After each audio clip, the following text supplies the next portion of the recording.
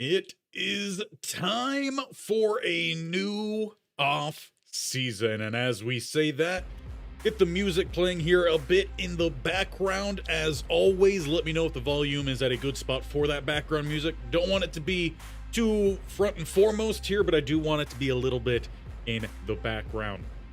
But we do have a lot of work to get done today. The season ending a little bit earlier than we were hoping for. And a big reason for that has been the play of a certain kicker on this team. Last year, the hope was to move on from David Uwe-Zuoke. Unfortunately, we just didn't have the excess time to do that, the extra recruiting hours and such. This year is quite a bit different.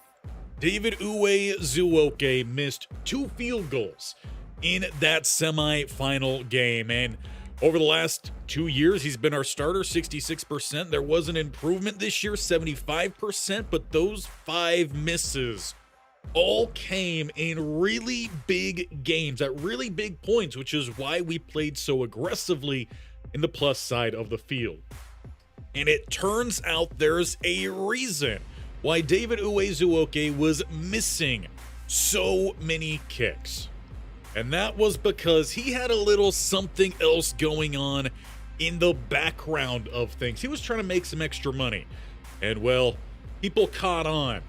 And David Uwe-Zuoke has officially been not only dismissed from Kent State for gambling, money laundering, and shaving points, he has also now been arrested. And most likely his next career move will be playing for the Mean Machine at a prison down in Texas. We'll see if Paul Crew needs a new actual kicker.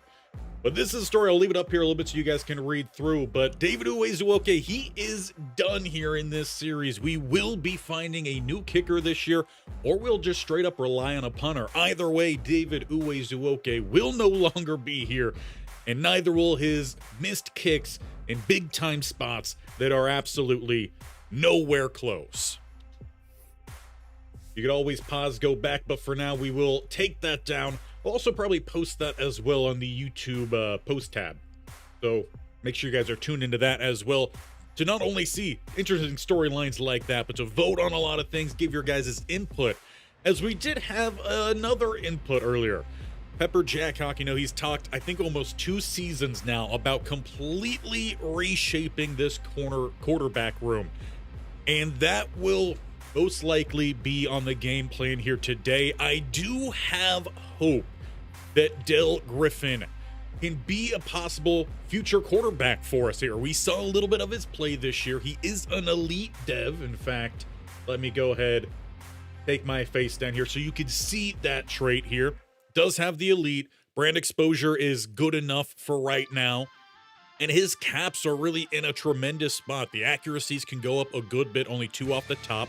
His arm strength is uncapped, IQ's uncapped, quickness is uncapped, and health is uncapped.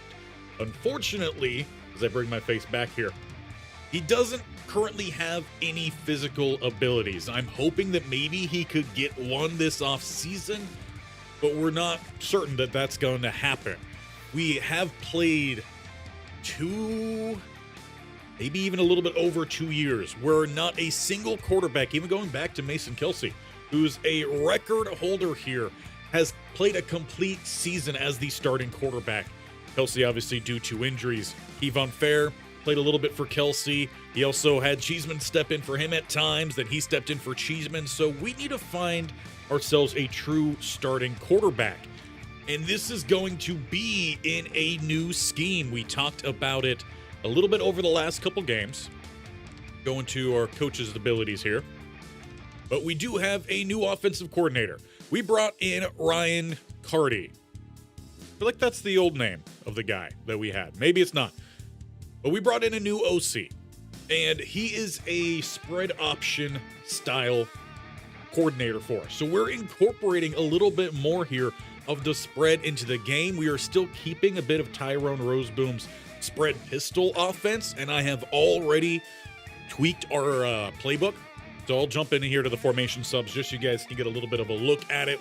We have time at the end. We'll get into some practice as well. But we are going to have a lot of different... This is not my playbook. So, in fact, let's do one thing here. We will jump out, and I will show you quickly what that playbook looks like. Shout out to the Stanford Dynasty we had last year. Custom playbook. And now we have the pistol gun option, which is that new spread option mixed in with the pistol. For this, what we are going to actually have this time, we're going to have obviously the goal line. Pistol sets, we're going to see a little bit more traditional running this year. Going to have the ace, bunch, deuce close, doubles, flex bone, variety of different flex bone sets. Again, keeping more with that Coach Ty approach with the spread, the strong, the train, and the weak. We also are going to have some shotgun formations this year. Up to this point, we have not had any shotgun formations. We're going to have a couple different split varieties here because, again, I still want that triple option effect. We also have tight slots, tray open, and wide with the spread flex. That's the one I didn't say. So a little bit different, taking a little bit step back again. Just going to open up this offense a little bit more, and because of that, I do think we need a quarterback that's going to focus a little bit more on some passing abilities, still while being that dual threat. Jump back on in here to the Dynasty. But that's kind of the game plan out the gate. We need a new kicker. We need a new quarterback, most likely this offseason. We will still attempt to bring one in. And on top of that, we might need to bring in a new running back, and we might need to bring in some defensive backs. Those are going to kind of be the big focus in the portal. As if we go look here with the Heisman winner, we obviously all know Nate Maddox ended up winning that, the first Heisman winner for Coach Ty, a redshirt junior. He's only an 88 overall, but I still imagine, especially after a year like he had out there with over 2,000 yards from scrimmage and over 22 touchdowns, because he did have some receiving touchdowns, that he would be going to the NFL. Maybe not as high of a draft selection, might be more of that third, fourth round, but for running backs, I think that's a good fit. And of course, if anyone does declare to the draft, we do not negotiate with them to come back. If they go, they go. But before we get on into that, let's wrap up the season. And that means for us, we've got to move through, I think, 2 weeks here to get to the season's end. As obviously we came up one game short of the national championship. Thank you, David Uwe Zuoke, who again will no longer be part of this team. We're going to reference that throughout. Nate Maddox, despite losing that game, was the Big Ten Offensive Player of the Week, and we played against a Big Ten team. We do not, however, get the Defensive Player of the Week. Bye week, which means National Championship Week, will be between USC and Miami. So both Kent State and Ohio State lose in the semis. We at least went into 7th overtime. Meanwhile, Ohio State kind of got spanked by Miami 38-16. So it's either going to be to the West Coast or to the Southeast. I don't really know if Florida refers to themselves as the Southeast, but geographically, that is where they are. All-Americans, we have not gone over this yet. Nate Maddox coming in there. Quarterback from Ohio State. Can't honestly remember how he pronounced that name. Izine? Probably not. Miami does have one at receiver. They also have a center. USC Nathan Rhodes. We didn't really get to talk about him much as an offensive lineman. And no one else for us here, the rest of the first team. So we get our running back. Miami also gets another offensive lineman and a right edge. USC Adrian Gomez jumped off sides a few times, but did make some nice tackles. So no one for us on the second team. Freshman team, I don't believe we had anyone out there. Quincy Duke, big player there for USC in those games. They also had Ramon Sylvester at right tackle. They had a good offensive line.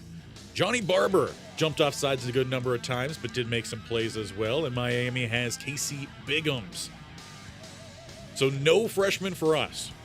As for the Big Ten All-Americans, obviously Nate Maddox going to come in there.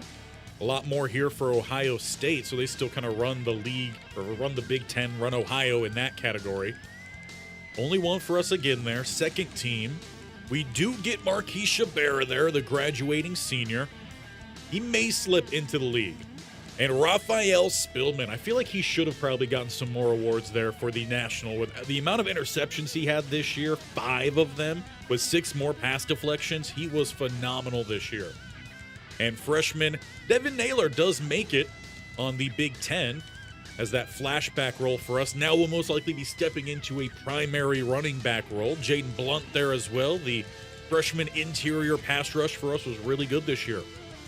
So not that many All-Americans, to be honest. I know we also didn't touch on all the awards. We'll go through those quickly. We did touch on the ones that we did win. Nate Maddox, obviously, Heisman, Maxwell Award, Walter Camp Award. As for Coach Ty, I mean, down at 7, he's kind of been disrespected. Won the Natty last year, made it to the semis this year, still not getting that love. Ohio State's quarterback does win the Davey O'Brien. Linebacker, Colby Rambo, great name for a linebacker. And he wins 2 awards. A corner out of Wyoming, winning the Jim Thorpe. That's fun. Nate Maddox does take the Doak Walker. Deshaun Hammer, great name again. More so for a linebacker, but receiver for Pittsburgh does take the Biletnikoff. Baylor's DeMarcus Forrest. Shout out to PK. If you guys have been watching the Road to Glory streams, Johnny Unitas goes to the quarterback out of Auburn in Ahala. And DeMarcus Forrest, he gets a 2nd award, Edge Rusher of the Year. Keyshawn Mills, left guard, Oklahoma State. Ambrose, tight end. We are probably switching up what we're looking to do at tight end this year, which is good because we're graduating a good number of them. Do love to see Stanford, though, here inside the top 5. Got to get tight end U back rolling over there. As for the Broyles Award, I wonder if we would have won this if our offensive coordinator didn't leave for the NFL in the middle of the postseason. Rambo wins another one, the Dick Butkus. By Smoot, center here from Texas. Lou Groza, definitely not going to be David Uwe-Zuoke, that's for sure. Ray Guy goes to Nevada's Kyle Badgett. And the Jet Award goes to Rico Edmond, receiver out of Georgia. Sean Alexander, Frank Akbar out of Toledo. And that is all of the awards. But as we continue on here, we will jump through the stats to quickly wrap that up. I don't think we did that at the end of the season. Obviously a sad end to the season. Miles Cheeseman was the starter for a majority of the time. Most likely, he could be looking to move on here, and we might just have to push him to that. As Coach Prestige, he just needs the B-. We're at an A+ there with Coach Ty. But around 1,500 yards, 64%. About 2 touchdowns to 1 interception for that ratio. Should be better. Bear was better in that category. Obviously, he didn't have nearly as many attempts. Griffin, in his little amount of time, though, did look better, which is why I think we're going to roll more his way. Nate Maddox, we talked about, over 1,800 rushing yards, 22 touchdowns. He averaged 9.2 yards a carry with 122 yards per game, 24 runs of 20+. He was a big threat for us in that triple option, especially running to the weak side. Receiving wise, Armin Hay does lead us as the graduating senior. Doubt he makes it to the league, though. 800 yards and 11 touchdowns for him in his final season. Greg Lord transferred over from Liberty. He goes for about 708 touchdowns. Again, the offense not really focused on the pass. Near 500 more yards for Nate Maddox. 2 more touchdowns there. Greg Theory, he should be stepping into a bigger role now with this offense spreading out a little bit. About 400 yards, 3 touchdowns for him, with only 27 targets throughout the year. Again, Tam, would have loved him to be around for 1 more year, but he will be graduating. Probably headed to the NFL as an early pick as well. 334 and 2 touchdowns. Blocking wise, our worst blocker was Ryan Godwin, set to graduate, potentially also another late round draftee. As for the defense, leading tackler is Tim Snead. I hope he does make it to the league. I would understand him basically being a UDFA or 7th round pick, though. As much as we did like him, Spillman, a fantastic player for us this year, was 2nd in tackles. He did so much for this defense. Miles Kakaha, 22 tackles for a loss and should be returning next year. Shabera, as we mentioned, will be graduating, was second on the team in TFLs with 16, Tim Snead with 13. Anthony Butts should be taking over that primary linebacker role for us. He had 10. Sack leader, Miles Kikaha. I want to check out his per game stats, because I swear at one point he probably had a run of about 5-6 games with a sack per game. I'm going down the wrong side here. Let's see. So in the postseason, he did get back-to-back weeks there with a sack. But look at this start to the season. I mean, Michigan, Washington, Iowa, Boise State, UCLA, Rutgers, and Missouri. That was a stretch of 7 games where he got back to that quarterback. If he was able to do that against Nebraska, it would have been 9 straight games with a sack. Really hope he does take another step this year. Obviously, we moved his position in the last year, so just the fact that he was as impactful as he was really is great. Do want to check quickly. He is a normal dev, and the pass rushing can improve a little bit with the power and quickness, also seeing some improvement. Run stopping with some improvement, and I'm sure he will. He also has gold workhorse and gold hammer. I could see those getting a boost as well with his production, and might even get a dev boost as well, perhaps. As for the rest of the sacks, Shabera did have 10.5. Again, I think he's done enough to find his way to the league. Blunt, a redshirt freshman transfer, 4.5 for him. Tim Snead with 3. And Darrell Morris, true freshman, 2.5 at that DT spot, with a few more down the lines. Not any big names there. Interception leader is Raphael Spillman. Really gonna miss him and his duality in that DB group, playing both on the outside and in the slot whenever Garvin did struggle, who was second for us, tied for second interceptions. Spillman stepped in on the outside and helped shut things down. But both Spillman and Garvin will be graduating. Council will be graduating. I'm hoping that they could find themselves towards the league. Council maybe not at the 84. Stick a little bit of a down year, but he should be returning next year as our primary corner. And one quick checkup on him. He is an impact dev, was a 3-star, and that man coverage can still get a lot better, plus the press. Zone can get a little bit better, but probably max out at about 80, I would imagine. Quickness is good. Hands can even get a little bit better, 95 catching. Wonder if he was an athlete out of high school. Imagine. But I imagine he does take over as that top cornerback for us. We'll get to that at that time comes. Derek Zyman returning for his final year as a senior. 1 interception for him this year, a team captain. Normal dev does have that gold house call, though. And he's played pretty well, but he's just never gotten that real big jump. I would love for that to happen heading into his senior year. A +6 or 8 would really be big for us, because safety has not been a great developmental spot for us. As for touchdowns here defensively, we did only get 2. One, though, was a redshirt freshman defensive tackle, Jaden Blunt, and Quincy Weathersby on the blocked field goal, I believe it was, from Shabera. He ended up scooping that one up. He could be one of the starters for us on the outside next year at that corner spot. Deflection leader was Austin Garvin, 7 for Tim Snead and Terrell Christick. Forced fumbles, we did force a good number here, 2 for Linval Iverson. So that is a total of 8 in total. Of those 8 we forced, we did recover 6. Not a bad ratio there whatsoever. A few blocks as well in the same game, Marquis Shabera. And no safeties for us this year. Most amount of snaps does go to Austin Garvin, despite some of his strugglesome games. And we all know, of course, David Uwe-Zuoke.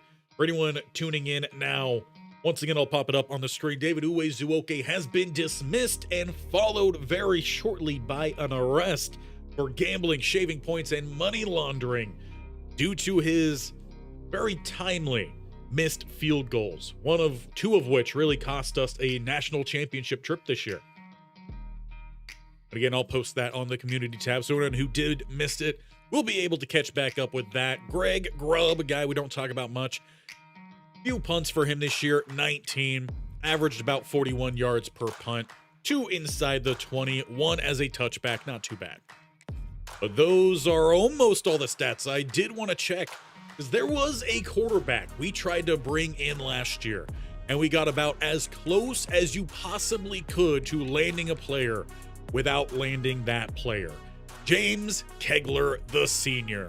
He went home, though, to Missouri, and he actually finished his year with some pretty decent stats. 93 overall. Don't think Missouri ended up doing much, though.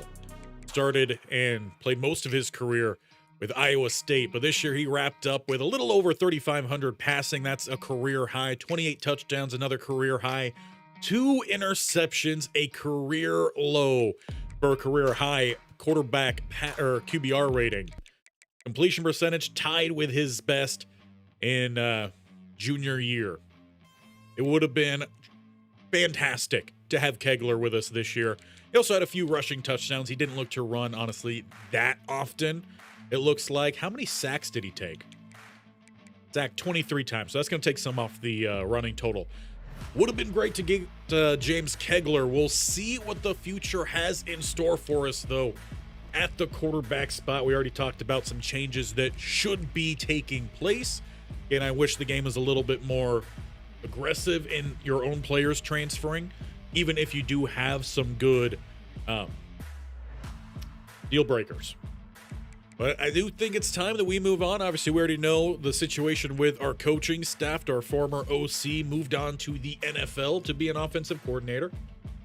We brought in a former head coach, and with that, we had to make some concessions with him. We had to give up some of our playbook. A change at quarterback is one of the other things he is demanding. Obviously, he didn't get to see much of Joe Griffin. He was redshirted by the time he showed up. So he has some sway here with Griffin. But the national championship winner is the Miami Hurricanes, their second year of this dynasty. First, they beat TCU 48-10. Now they beat USC 45-27. Really makes you wonder how we would have matched up against Miami if we got that opportunity. If David Uwe-Zuoke hit those field goals, if Armin Hay caught the pass in the end zone, and if Nelson, former safety, now linebacker for us, actually wrapped up the running back on their winning play. Talking about USC in that Cotton Bowl game. But now we officially have reached the off season with some work to do, but we already checked everything. Just going to scroll through to make sure there's nothing else we need to check. We checked all Americans, checked the award winners. We could go ahead and check before we leave conference champions, because I know some people definitely do like to see that. Conference championship week. There we go. So Florida Atlantic wins the American. And it is Miami obviously going on to win the ACC. BYU does win the Big 12. We win the Big 10. Conference USA does go to Middle Tennessee, with the MAC going to Ball State. Mountain West is San Jose State. That's good to see them building up a little bit. Pac-12 does go to Fresno State. That is fun to see. Again, some lower teams building up here throughout the time. SEC, I believe this was Clemson's first year there. It might have been a couple years in for them, but they just demolished Texas 38-6. And the Sun Belt winner is Arkansas State over the Chanticleers. As for bowl wins, I'll kind of scroll through these a little bit quicker. Feel free to pause to check out the results if your team does pop up. We are going to look to get through this a little bit quicker. Really looking for any big games. That's a big win. 37-3. Missouri State over Utah. 49-21. Come on, Stanford. 30-7 OBU. That's unfortunate. Big win there for Middle Tennessee over Georgia Southern. Big win for Baylor, too, 42-14. Those are all of the bowl games. And once again, that is good for us to move on. We do have some coaching points we could look to spend. Let's just check on what our options are here before we get into the actual recruiting part of things. Increased chance to sway. We really don't sway much. I think I could... No, we can't unlock the next tier here, Elite Recruiter, as we still have not had a top 5 recruiting class. We need 2 of those. We've had some good ones, some top 10 at least, but I think last year we had top 7. But we do need to do some more work there. We could have upgraded for kicker, but I'm not that pressed. I'm sure we'll be able to find another kicker. In fact, I know we have one out on a recruiting board already. Top stories, anything quickly before we move on here? No, everything is just about that natty. All right. Off-season officially is here after the wrap-up portion. Again, let me know if the game volume or the music volume is too low or too high, or if it's perfect. Always do let me know on those volumes.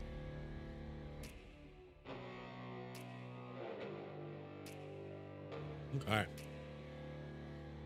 We are now a 4.5-star program. Starting as a 0-star, we have come a long way. Though it looks like there are a number of players, and it's Steve Natson. I think I said Nelson. Natson was the former safety, moved to linebacker, who cost us a chance as he had the wrap up in the backfield. Now it looks like he is getting booed out of Kent State. So that is something to know. That's a storyline as well. The player's leaving. Obviously, we know there are a couple starters for us who are not seniors who will most likely be moving on. And again, we're not going to look to try to bring back anyone looking to go to the NFL early. And Darrell Morris potentially looking to leave here. We have 10 persuasion chances, but only 3 guys, and he was really big here for us. I would like to try to keep him around. Let's view his player card real quick. I just need to slow down my speech a little bit today. Stumbling around. Normal dev for him. 4-star, no abilities, but does have really good mentals. And that power is uncapped. Run stopping can see a lot of improvement. Power moves can see a lot of improvement. Primarily a finesse guy. That could easily get into the 90s. I would like to see him stay around. And he was a starter for us this year. So let's see if we can persuade. It is very low. Darrell Morris, our true freshman starter, is going to be moving on. That is unfortunate. Paul Browning as well, I'm pretty sure was a starter for us. So a couple starters looking to leave despite starting as a freshman. 4-star for him. Impact. Does have that gold option shield, or actually no, that's a bronze option shield. Silver for the quick step, and gold for the quick drop. And he too could see some good improvement. You know, I'd prefer to keep them around. Very low. But we do get him to come back, so we bring back our starting left tackle, but our left guard, who also starter as a freshman. Looking to move on. Elite dev for him there. No abilities, but does have the mental. Once again, we'll take a quick peek at him. Elite, would love to keep him around. With some tremendous caps. Gotta find a way to bring him around. Transferring due to playing style. Probably due to the lack of passing success we had, I can only imagine. We'll try to persuade. We are 1 for 2. And we go 1 for 3. That is unfortunate. So we're going to need to find some new starters that we weren't imagining we would have had to find for 3 more years, all along the left side of the line. Running through by position. Quarterbacks aren't leaving. Our Heisman winner is coming back.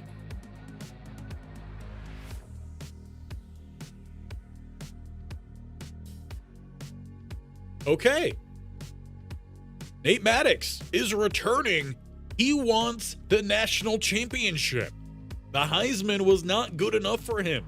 He wants to go back-to-back. It's not going to be good news for Devin Naylor. But Nate Maddox is returning. Well, that opens up some more time for us to try to figure out some other positions then, as we don't have to really push for any running back in the transfer portal. That is huge. Armin Hay, Craig Lord do graduate, neither looking like they're going to be going to the draft. Tam projected round 1. Juan Hugh just graduating as expected. Obviously, Browning looking to transfer. Pacey, we got to stay. Pacey's the one leaving. Okoye, projected 7th round pick. He deserves it. He's been a key part of this offensive line for the last 3 or so years. Right guard graduating, and Spencer German, he's been a backup. Godwin graduating, he's been a starter. Tyler Teague has just been a backup for us. Morris is leaving, unfortunately, who is a starter. Ojeda is graduating, he's been a backup. Right guard, Ojeda, he's been a backup. Mevis has been a backup. Shabera projected round 7. So we might get a big boost in our pro potential this offseason. Pat Holiday has been a backup for a long time. Tim Snead, not projected, could potentially sneak in. No one at will. Cornerbacks in Spillman and Garvin, with Spillman projected round 7. I feel like that should be higher. Free, no one. And Council, not projected either. Obviously, David Uwezuoke will be released when we get to that point. Hunter is staying, so a number of guys are projected to head to the NFL. We have 4 that are projected. I think maybe 1 or 2 more could still end up finding their way there. We do bring back one of the guys projected to leave, and Browning. Casey leaves and Morris leaves, so a couple of our young guys. It's unfortunate. Really unfortunate. And we already were, I think, a little bit behind in some of our recruiting for offensive linemen, too. But nothing we can do about it now. Just time to move on. We will find out those results here shortly. We get on into some transfer portal action as well. We'll check out the roster before we do that. But draft results. And we do get an extra guy to go, I believe. Godwin does sneak in. He, I don't think, was projected as a round 7. He was just a graduating guy. If I'm not mistaken, I think maybe I'm mistaken, but I definitely feel like he was not a round 7. Spillman does go up around, Shabera goes up around, and Okoye all go up around. And Tam ends up going, I'd probably say mid-first round, maybe mid to late first round, as primary blocker who does have some athleticism. Just kind of went without being shown here for us this last year. The offense didn't quite fit his skill set. That would change. Again, I really wish we had him for this next year. But that is a good group for us. It's going to help try to convince some offensive linemen to come here after we just lost some. Maybe even some edge rushers for us. That's a good selection for us. What about Ohio State? As they've kind of become our biggest rival here. Maybe even now USC as well. They're still sending a lot more guys than we are. They have a lot more 90s than we do. But that team's going to look quite different next year. What about USC? And then we'll check Miami as well. They do send a good number. Good speed is headed in the first round. Clyde Griffin. Like I called his name a few times. Flanders goes to the NFL as a redshirt sophomore. Not going to lie, I was really hoping one of these USC receivers were going to be in the transfer portal, and we could have stolen them. Benji Henderson, he did lock down one side of the field. Yeah, USC losing some good talent. And then we'll check in on the national champions.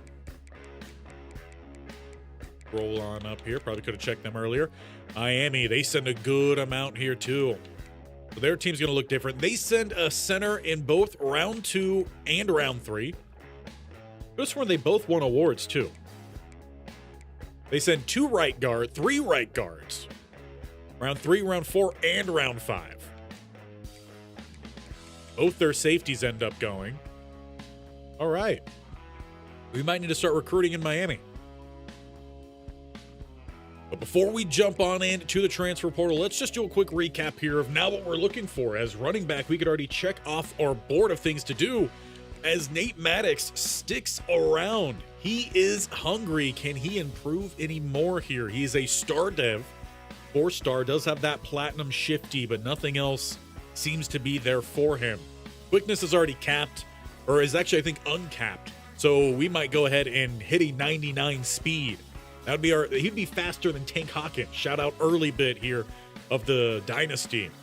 His elusiveness can still see a big improvement. Hands can see an improvement. Power as well. Route running, IQ, I mean, everything could still see some good improvement. Nate Maddox is returning and will be leading this team into their new look future. Obviously, stepping in with that new scheme. Potential quarterback change as well. Dale Griffin should be heading into next year. That starter, we'll see if any of these guys, though, do take a good jump forward, but they're going to need to take a good jump. We do have a lot of young receivers, and we are trying to bring in a lot of young high school receivers as well. So we'll see who ends up taking that jump. We are kind of switching things around a little bit in our recruiting strategy. So Demetrius Willingham will probably be that secondary slot receiver or gadget guy. Theory will be the other slot. Right now, Sternberger and Lake are to be our outside guys, but that is not for sure. I imagine Sternberger probably more of that X, Lake more of that Z, as he has more of that speed. Tight end, we probably need to bring in a tight end. You know, a few years ago, we recruited Rodney Lupke, and we really were hoping he was going to be that big tight end for us. He played as a true freshman, and he looked promising, but he just hasn't developed whatsoever, despite having impact dev. And I'll prove it to you. Right there, impact dev, but he has not grown at all. So we'll see if he finally takes that jump here heading into his senior year, but I do think tight end for us in the portal is going to be something to note. We do have a lot of possession types. I think we look maybe for a vertical threat with this new offense. Paul Browning does return, so that is good. He should see a jump. In fact, we have really a very young and promising offensive line. So I'm not too worried. Maybe we look at bringing in another tackle, perhaps. We'll see what's available to us. I am still trying to resort out this edge group here. We have a lot of pure power, edge setter types that really don't see the field that often for us. But Kikaha, he stepped in this year and has done a terrific job. Bear is obviously graduating. We've got a couple young guys. Mevis is graduating, so he's gone. Ojeda's gone. So we're pretty light at edge. That'll probably be a new focus for us then instead of the running back spot in the portal. DT spot. Hyman really didn't do much for us this year. We weren't in base package a lot, which is why he didn't see much of the field. It was unfortunate because I was really looking forward to seeing him out there as that 330 guy. But now we have some other young guys going to have to step in. Looks like the transfer guys did already leave. So Evan Riggins, a pure power guy, not much speed. I do think perhaps we might need to look for another interior rusher. Maybe we'd go with Evan Riggins in that spot, as he does have some power. He's slower, but maybe would be a better run stopper. That big body in the nickel would be an option for us. We'll take a look.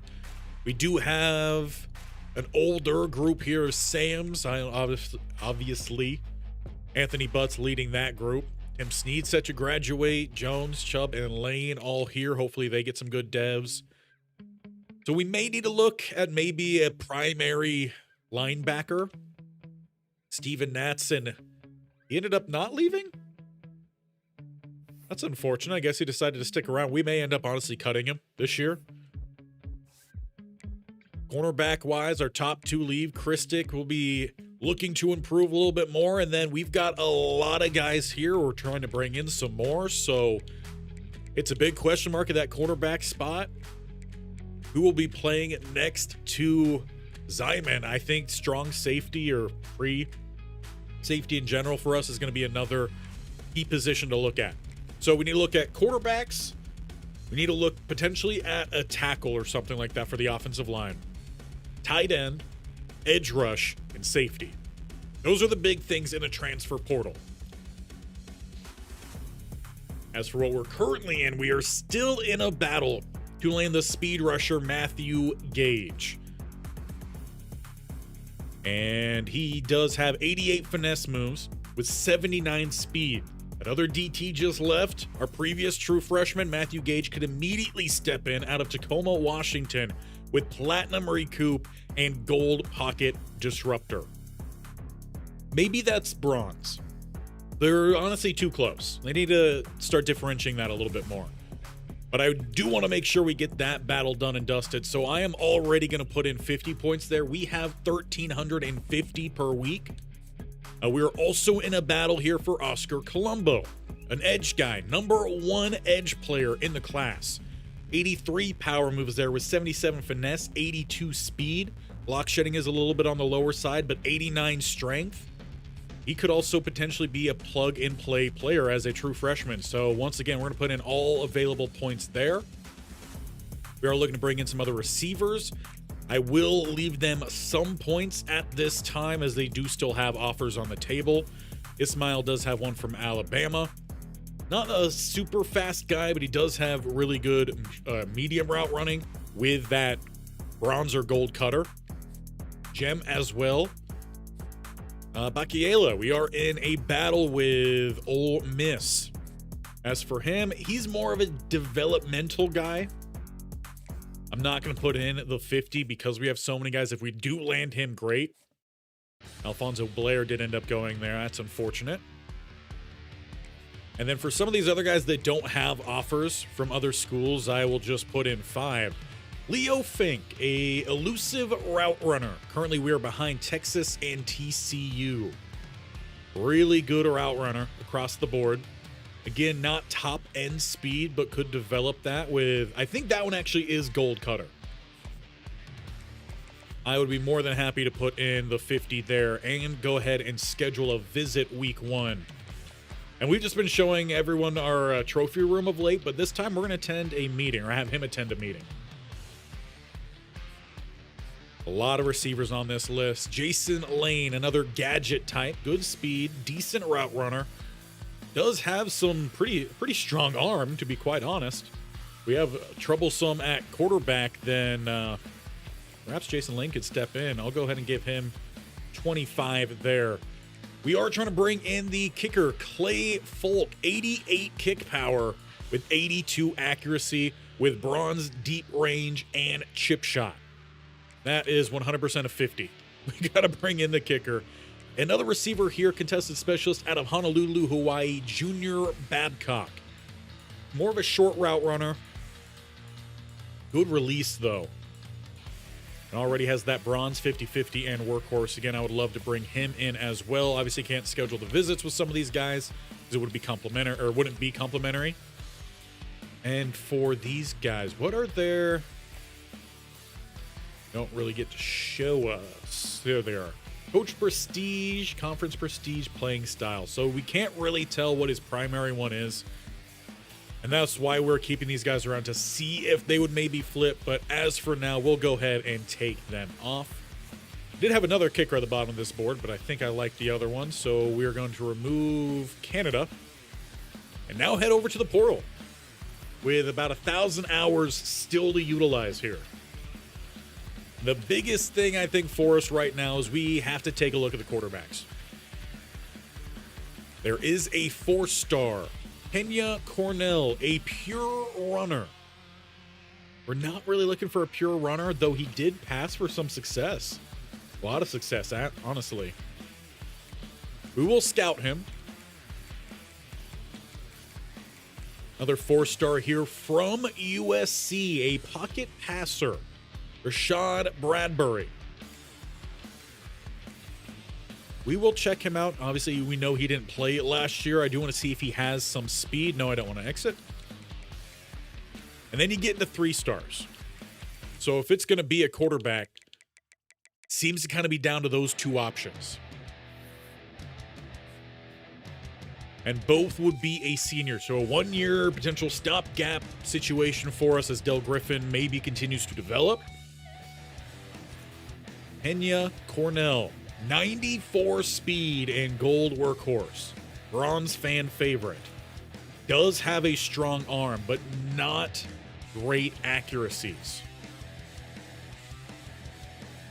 So he would be an improvement to the run game, but we are again trying to expand our passing game.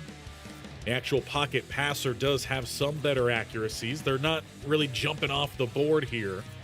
And he is really slow, so he wouldn't be a triple option style quarterback for us. So we really do just have the one option as Bradbury is off the board. With 82 short accuracy, now obviously he will still see some development. Does have Platinum Magician and Gold Shifty. We will go ahead and offer Cornell and see what that competition is. Obviously, we know we're most likely moving on from both Fair and Cheeseman. So we do have a quarterback at least on the board. That's going to be big for us. Tight end we know is also going to be big for us. A lot of tight ends don't like us because they have not seen us utilize that spot very well. Physical route runner in James Spriggs at 6'6", 217. I'll scout him. You know, he's only a 3-star.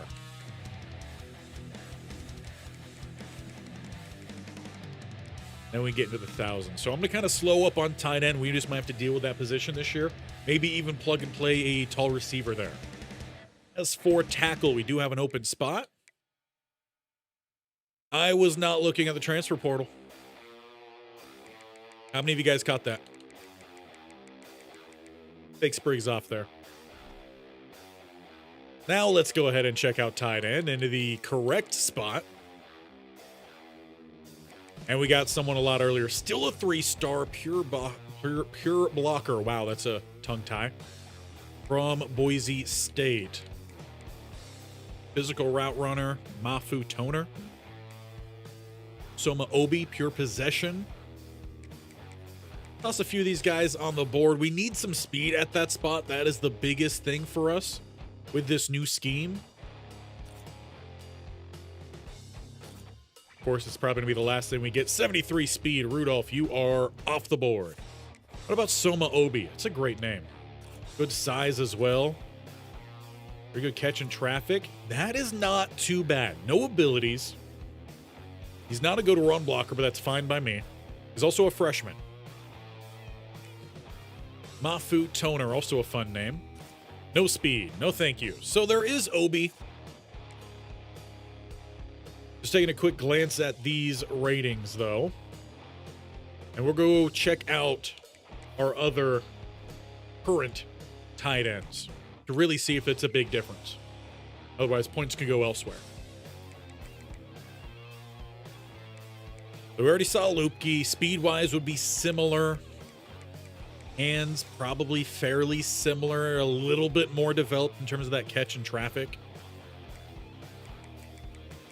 But I don't think he really separates himself from what we already have.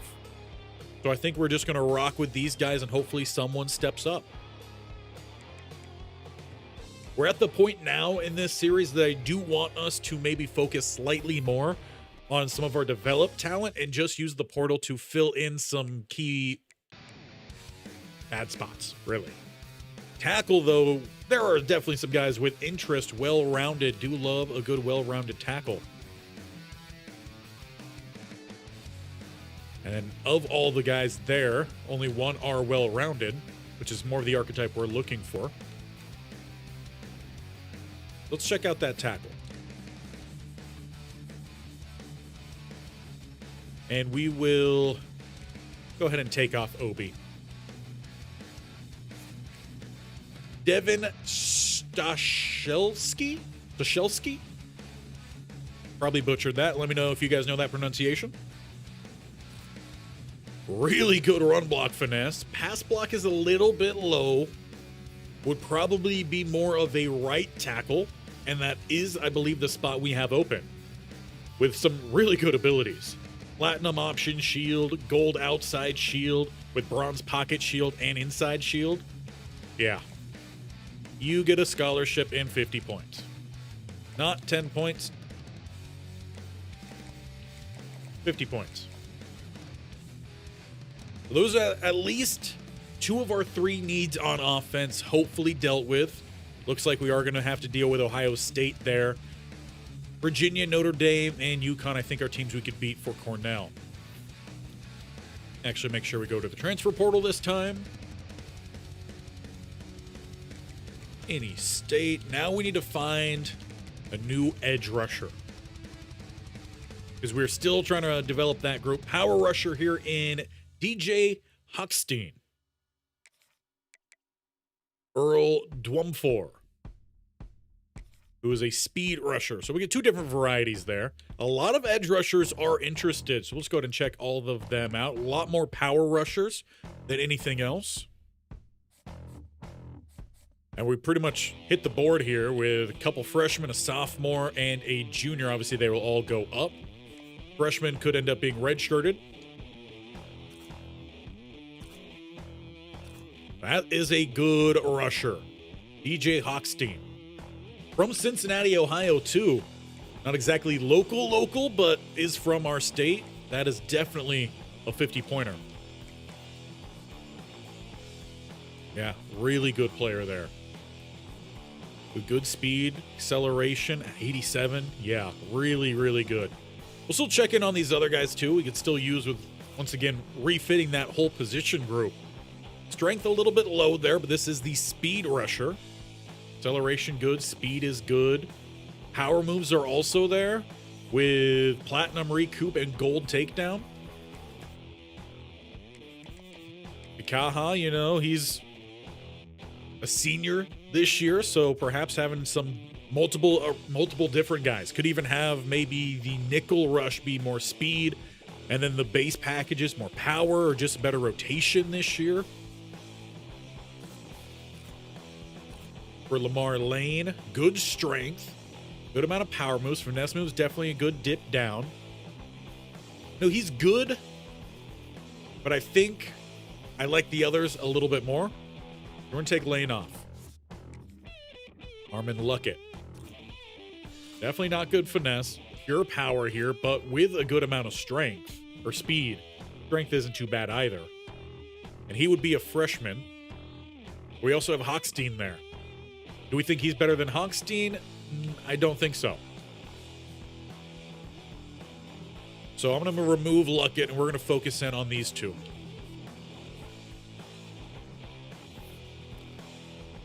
Now, we are trying to bring in that freshman. It's not sure we're going to get that true freshman, a high school defensive tackle. And with one of them just leaving, I would like to find a good inside speed rusher, perhaps, if there's one available. I don't want pure power. It doesn't look like there's many speed guys here. The first one is Jarrell Morris, and he's locked us out. That's unfortunate. We may need a linebacker to step in and kind of be the anchor point next to Anthony Butts. Jake Kaminsky didn't get that much playing time last year for Cincinnati, so it would be another local guy from Eastlake. Look at him. There's also Sam Diamond, another signal caller here. Again, not much playing time. He said he started in 12 games, probably was a special teamer. We'll check him out.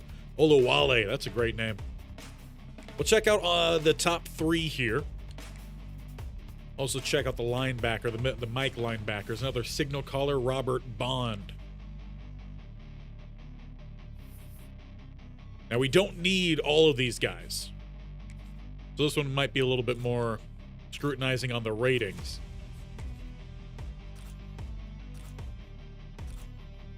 We also only have about 400 points left. Still a couple position groups to look at. Really good abilities here, though, for Robert Bond. He definitely has the best when it comes to the abilities. Speed 84 for Kaminsky. 87, though, for Olawale. Then 86 for Bond. He does have good coverage. Do wish we got block shedding ratings. Now, he would be a senior. It's 1 year stopgap for Bond, Olawale, and Diamond. I think Diamond does have the better balance of the coverage, but least amount of abilities, least amount of speed. No, don't exit, just remove Diamond. Platinum blow up, silver hammer. and would be a junior. So 2 years there for Jake Kaminsky. Speed there for Alawale is really nice. I do think, though, Robert Bond is the best. So we're going to push more for Bond. Again, we only need one of these guys. And we're currently not even on the board for Alawale. But just in case, I would also not mind bringing in Kaminsky. We're going to give him a little bit. Now we very much need to find a potential starting safety. Looking for more of a coverage specialist. If we could find someone who has the same kind of impact as Council, that would just be terrific. There is a 4-star hybrid, Ben McIntyre. Was at TCU. At strong safety. No 4 stars available, but some coverage specialist. Nick Aramio? Potentially. 2 OU safeties hit the transfer portal. We'll check out Nick here as well. McIntyre, the hybrid, would fit for us at strong safety. Do, however, need some good over-the-top speed, which he has. He would not be bad. No abilities, but really good acceleration, really good change of direction. Both of these guys would be seniors. Really good speed here, and some abilities as well. So how do you compare these two? Awareness is better with McIntyre. I would say speed, acceleration, pretty on par. Obviously, they're flipped, but pretty on par there. Obviously, get better total coverage with McIntyre. I don't run that much cover 1. So the man coverage doesn't mean as much. But really, the big thing are those abilities, which I think are just bronze. Gonna really sway things that much. We are not on the board for Nick. We are not on the board either for McIntyre. Size-wise, comparable as well.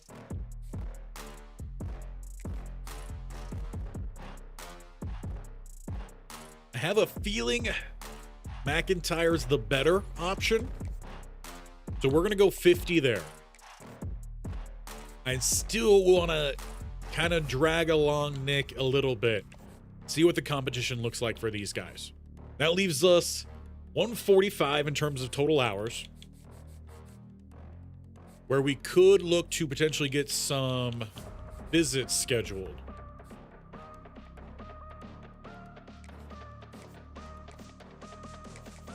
So let's go week 2 here for Jason Lane. Championship contender, he could attend another meeting. For Terrence Ragg, I only gave him 5 points. Not much competition, but I would like to get him in probably earlier rather than later. Let's go with Conference Prestige. He could take a tour of the trophy room, and we still have 100 hours. So of the top available guys, are there any 5 stars? No 5 stars hit the board. What about... I just want to check some of the schools that have guys transferring. Does USC have many guys looking to leave? I also want to check Ohio State and Cincinnati. USC does have some guys leaving. We obviously saw Bradbury. And Valdez did not see the field, so I don't know anything about him.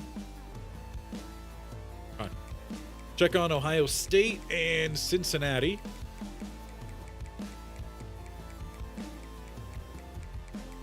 Going to be a bit of a scroll, though.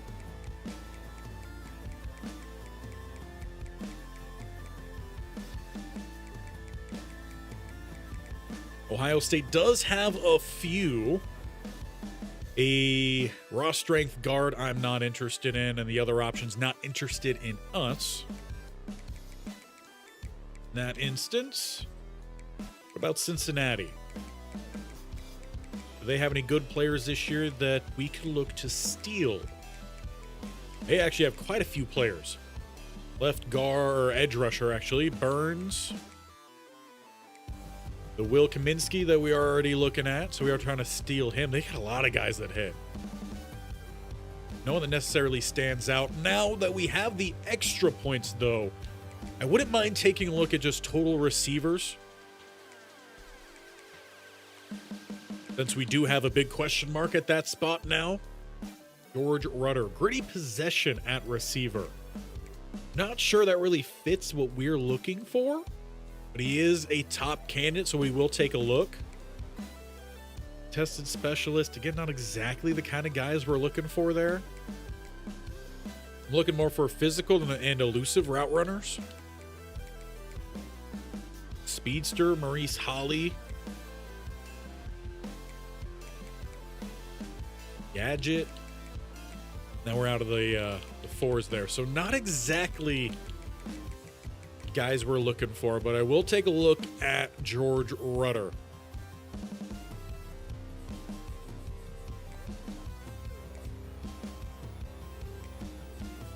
We're top of his board. Good short route running. Really bad speed. Really bad. We're going to go ahead and take him off. Now, we didn't find a tight end. So now that we have the extra points, we'll definitely start to look a little bit more here. I'll even look at high school guys, though. I'm pretty sure we checked that earlier, and there just really weren't many options.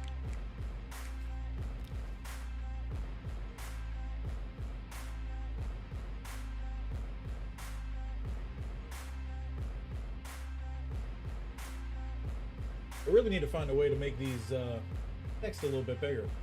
It's Nair, but he's still got 86 and a half episodes to finish before this one.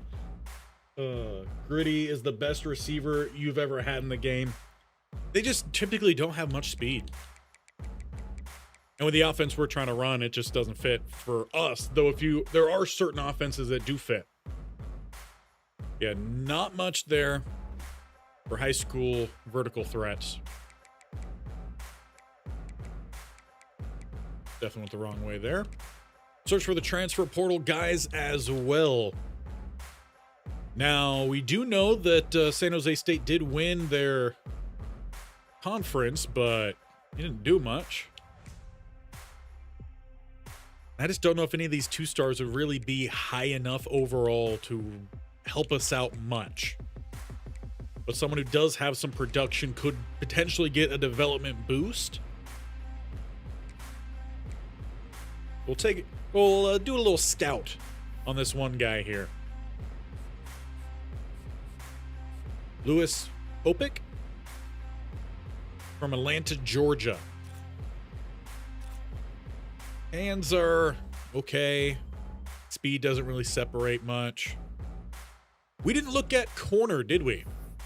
I would like to look at corner. As again, we have question marks over who's going to be starting there. And a lot of corner options here. A field guy, I'm not against field guys. 3 interceptions last year. 5 here, though, for Frank Ladd. 1-year stopgap. Though he's a zone archetype, and we run more man than zone. Bump and run, but no interceptions. Marvin Yazzie. Perhaps a brother of a former Yazzie of ours? I don't think he was from Washington, definitely not Seattle. But he is another field, does have some interceptions. You got Joel Quick, boundary with 6 interceptions. You only have 50 points, though. Second, and then not on these boards. So let's scout Hatchet first. Good press, silver blanket. Really good man in zone. And good speed and acceleration. That is everything I wanted to see. We will get him on the board as well. We'll maybe come back and check out these center corners next time if we don't fall too far behind. But that is going to be week 1 here. And we pretty much covered our bases with a lot of these guys. We're hoping to get Matthew Gage and Oscar Colombo to go ahead and commit out the gate here. That would go a long way in helping us out.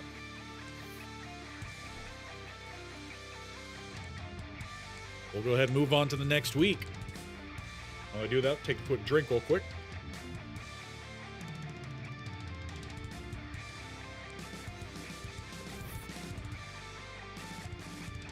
And no commitments come in.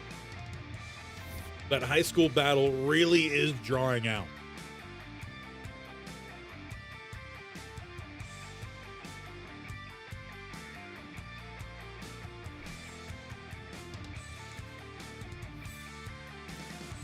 That's still a neck-and-neck battle there. Ohio State and USC. Ismail, we're now the only guy there, which is good news. Only guy here as well for Bakiela. More of a developmental guy. Only one there. Only one as well here for Fink, and he was on a visit last week, so we do get a good jump. We at least get inside that top 2, but still some room to go there. Only one for Lane. Now, one thing, if we do not land Fink, but he does not get the offer from Texas or TCU, he might join late. It'll just be after the developmental period. Obviously, though, as a high school guy, he's not going to get any of that development. Clay Falk, we're in the front. We need to check out kicker. And Ole Miss is going hard here for Junior Babcock. If they get him, they get him. I'm kind of okay with that. Big jump here for Kenya Cornell, but a lot of other teams are interested. We might need to check out some other quarterback options that just might not be as highly starred for us. We'll get him in on a visit. Playing style. He's going to talk with our OC because this is a new look here for us this year. Might even go ahead and get another visit in as well. Championship contender. That's what I like to see. That'll help out the quarterback visit even more. Hochstein, get you in next week. Actually, no, that's this week. I want to save any more. Do we have any more offensive guys ready for a visit? No. But I could try to bundle these guys up for defensive visits in week 3. That's probably the better option here for us. And another meeting. Now, the problem is it's going to be a competitive visit in week 3. So we'll bring in Dwama for this week. Championship contender yet again. Minsky not interested. Bond interested. We'll bring in him next week with another championship contender. And we are locked out here on these other corners. It's a good thing we did check that. And we are in front here for Gerald Hatchett. Gerald of Rivia.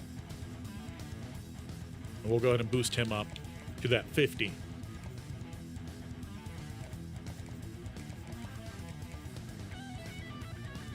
Really behind here for the other safety.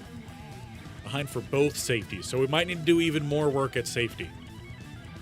We obviously weren't on this guy's board. We did see a jump. We have some extra points. We'll look to be competitive. Again, like I said, we also weren't on McIntyre's board. So once again, we could see a big jump, but that's not a promise by any means. Good jump there. Minsky. Consider we're not in the lead there. I would not mind bumping this one up as well. Again, he's also a younger guy too. And his thing is championship contender, not playing time. So pretty good set there. I still think we need to look at other quarterbacks. Also, we are inside top 5s. Just don't have that much information on these guys. So it would be a gamble switching them over to any sort of hard sells. We did learn last year that the double soft sell sometimes does work.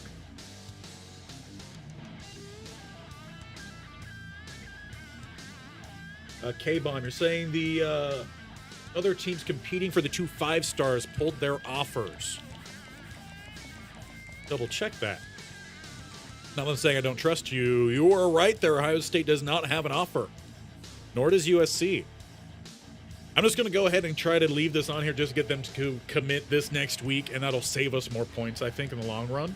But that's a good spot, and I appreciate you pointing that out. A lot of the times that does happen. Sometimes for the 4 and 5 stars, teams do keep their offers out there. Like for Babcock. Ole Miss does have their offer, or they put in an offer like the last week. So again, I just want to make sure we get them locked in because they have the potential for both starting this next year, especially if we end up not getting the transfer edge rushers here in Hochstein or Dwemelfort. But we do need to look at some other quarterback options. Also take a look at the high school guys, because I don't think I went after a high school quarterback, or at least I didn't find one that I liked initially. So we're going to look at quarterbacks here, and I'm even, since we have the extra time, I'm going to look at pocket passers too, and see if we find one with some speed. Third on the board here for Dre Workman. We'll scout him. You never know. Maybe he'll hit.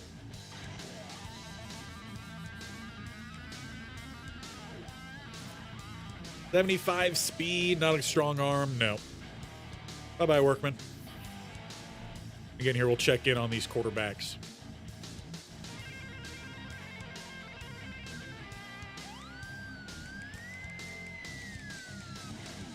Already checked Bradbury, didn't like him. What about Eli Pringle? That name sounds really familiar. We'll be stepping to his senior year. Did this guy play for Temple?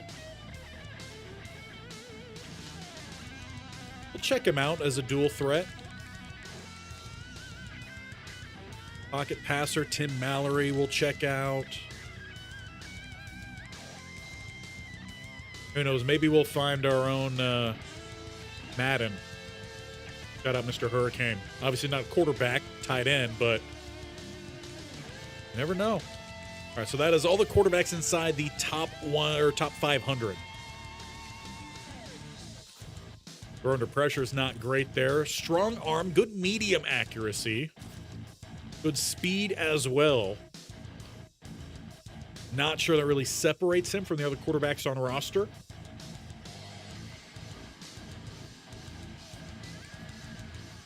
About Tim Mallory. Better accuracy, short, less medium. I think even less deep. Doesn't have the speed we're looking for. Now, obviously, pocket passers wouldn't have the abilities that the dual threats have. Good arm strength there. Not much speed for Riggs. What about Tuipala? Tuipala? From Cedar Rapids, Indiana. Mobile resistance there. Good short. This doesn't really separate himself. So I feel like if anything here, Pringle at least has that medium accuracy, and we are going to look to push that ball medium and deep in the passing. If we are trying to overhaul the entire offensive unit outside of Del Griffin, probably a good thing we at least get another guy here on the board. Just not a strong quarterback transfer portal.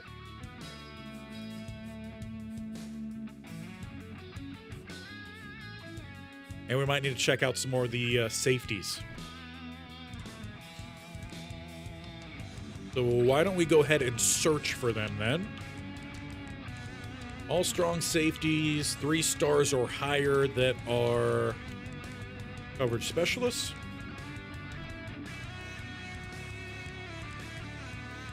Obviously going to have some 3 stars in the mix here. That is fine.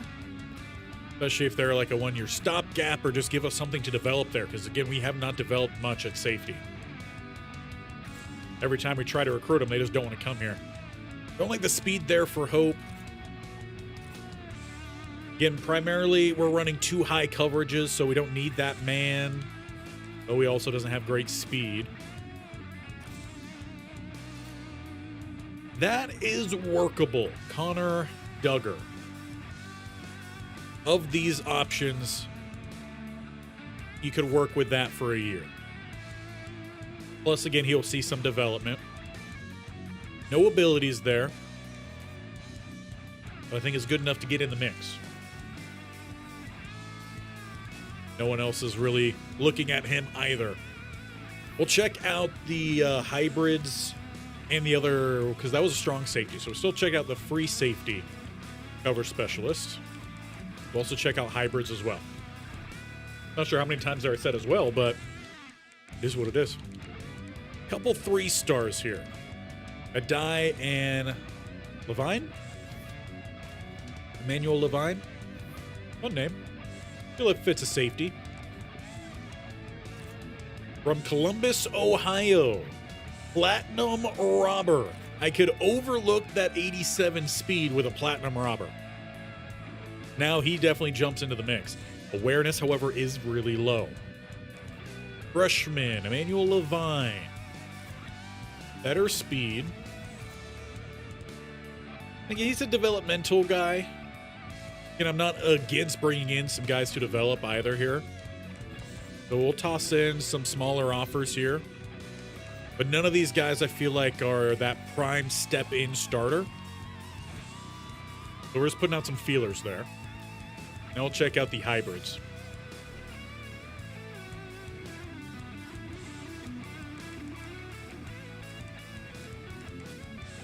Obviously, and I have considered changing up the defensive scheme as well to maybe like a 4-2-5 or a 3-3-5, but I might save that for our next series. No options there at strong. Do have some more options here at free. Not sure if we already checked Rivero. I think these guys have some interceptions. That'll definitely help out. Free for Barno. We only have 80 points left this week. That is plenty, guys, to check. So I'm going to take a couple off. Vero and Barno. Anyone stand out here looking for that plug-and-play starter? Need a little bit more zone than the man, but I do like the man being that high. Good speed. Really good speed in Nick Barno. And he would be a junior.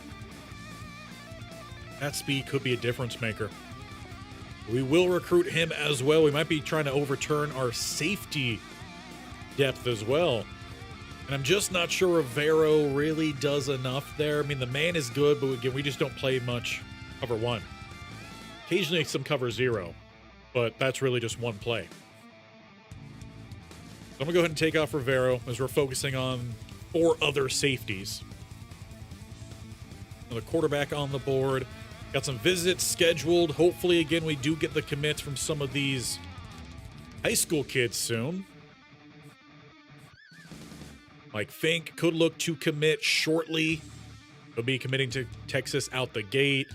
Ragel, whatever his name is, a free safety who does have some good zone, but he needs some development. Awareness is low, so not a plug and play. Bakiele, we know, needs some development. Good number of receivers, and hopefully we get these star, who I can only expect to be really top tier guys. Number 1 defensive tackle, number 1 edge. We're going to go to the next week. Been going here for a little over an hour. Hour 15 or so.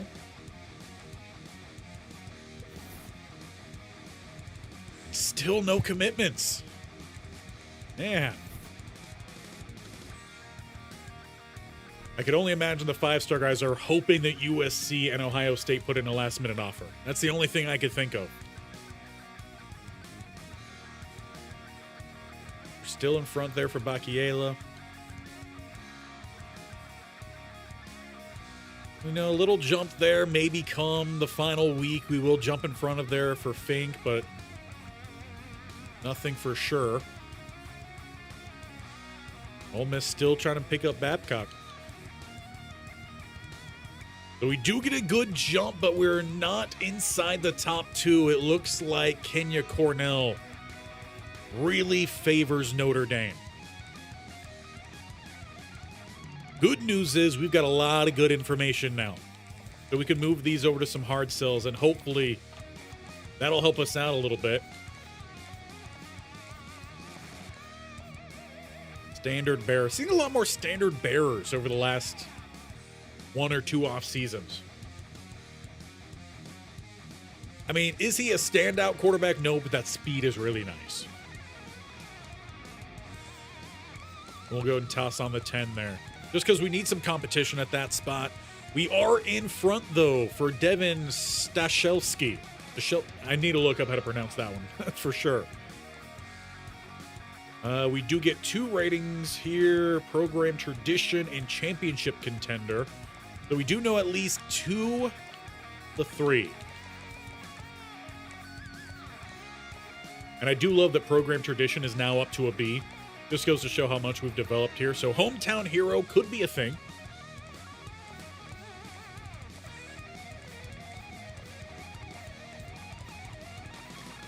And it looks to be the only thing. Where was that one? There it is. Hometown hero. We are not in Virginia, but we are at least on that half of the United States.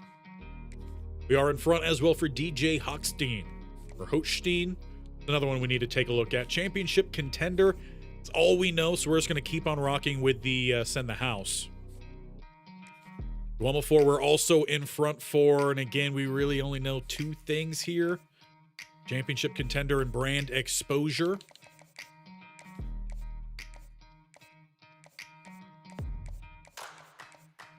Could be house call. Could also be prime time player. So why don't we do a double soft sell? Jesus. There we go. Sometimes it keeps you at the spot you were, sometimes it doesn't. What was the other one that I said it was? House call. So we're going to do a double soft sell and a DM the player. Just to try to create a little bit more separation there. Tight race as well for Kaminsky. We know 2 playing time championship contender. Also need to set him up for a visit. I just clicked on the same thing we were already on, and we are out on McIntyre. Just realized that.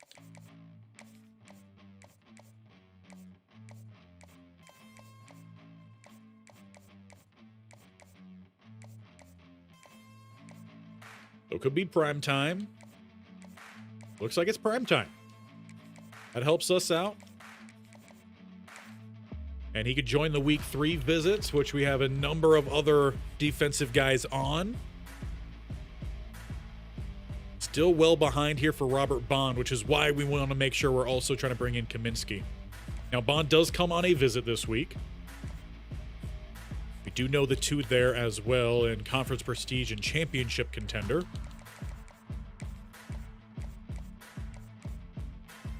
Could be aspirational goals. Not that one. Could be conference legend. No, not conference legend. Could be Sunday player.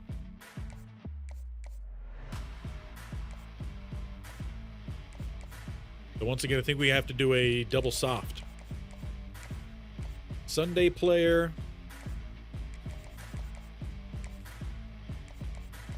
And what was the other one? Yeah, aspirational goals. Double soft and a DM.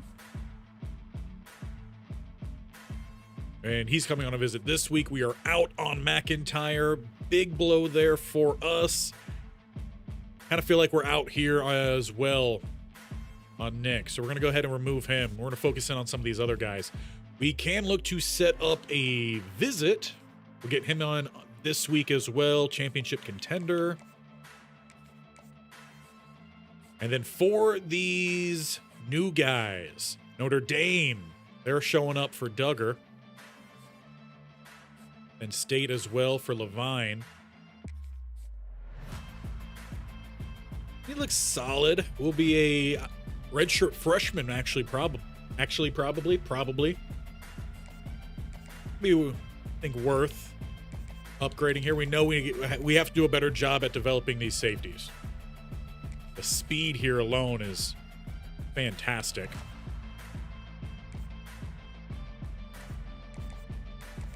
I think Council really did help us with these safeties and just getting their interest. because we haven't had much interest at all from safeties. Hewitt Dye, though, could be a starter this year as a junior with that platinum robber. So I do want to push there for sure. Duggar and Notre Dame. He's also pretty solid. I think we need competition as much as possible there. So we're going to try to bring in a number of different guys. And for Eli Pringle, he could very well be the quarterback of our future if Del Griffin doesn't show up. And if we don't convince the other quarterback up here that it would be a good idea for him to join, favoring Notre Dame from New Jersey. Anyone need a visit?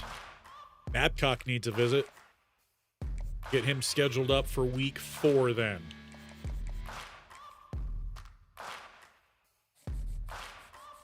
And we still have around 350 to try to gauge other guys' interest, because apparently it doesn't matter at all when giving these high school guys any points, because they're just not choosing anything yet. So what positions should we look to go after? We have not a lot of seniors. Well, I don't think it'll show any seniors here at this point because they're all obviously gone. What about juniors for the offensive line? I mean, a lot of the offensive line is young. I don't think it's that big of a push. Tight end class is weak for what we need, at least. We'll take a second look.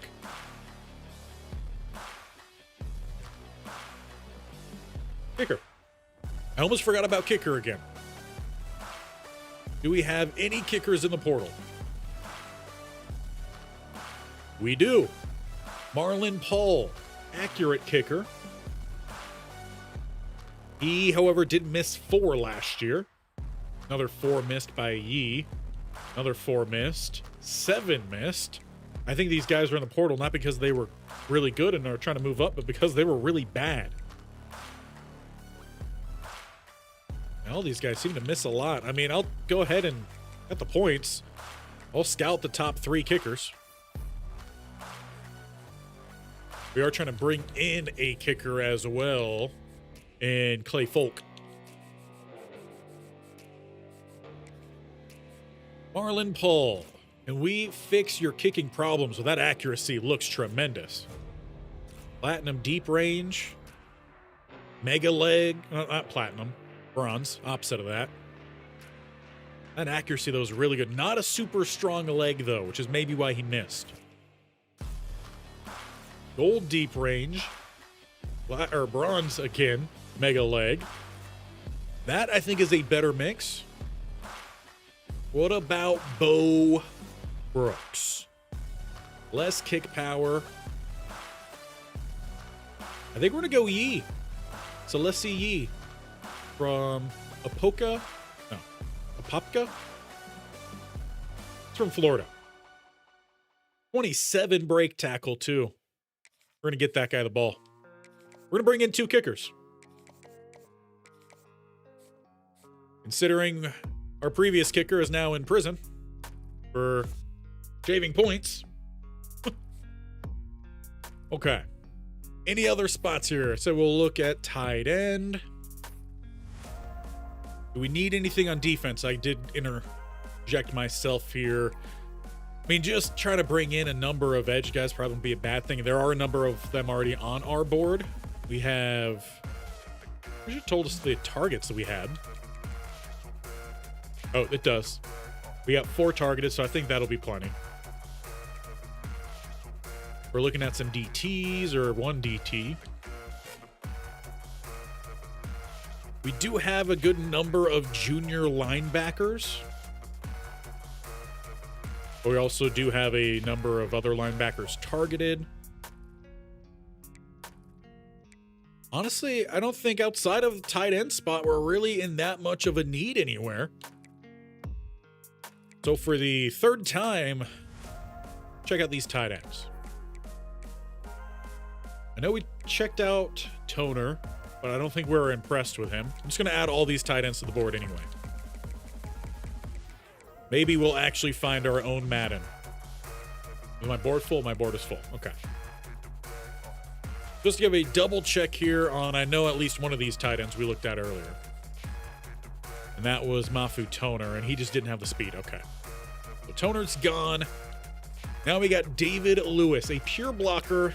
Doesn't really fit our scheme, but we'll check him out, and he's gone quickly. We need speed here. With the new offense, the spread, we got to have some more speed. 68 speed's not going to do it.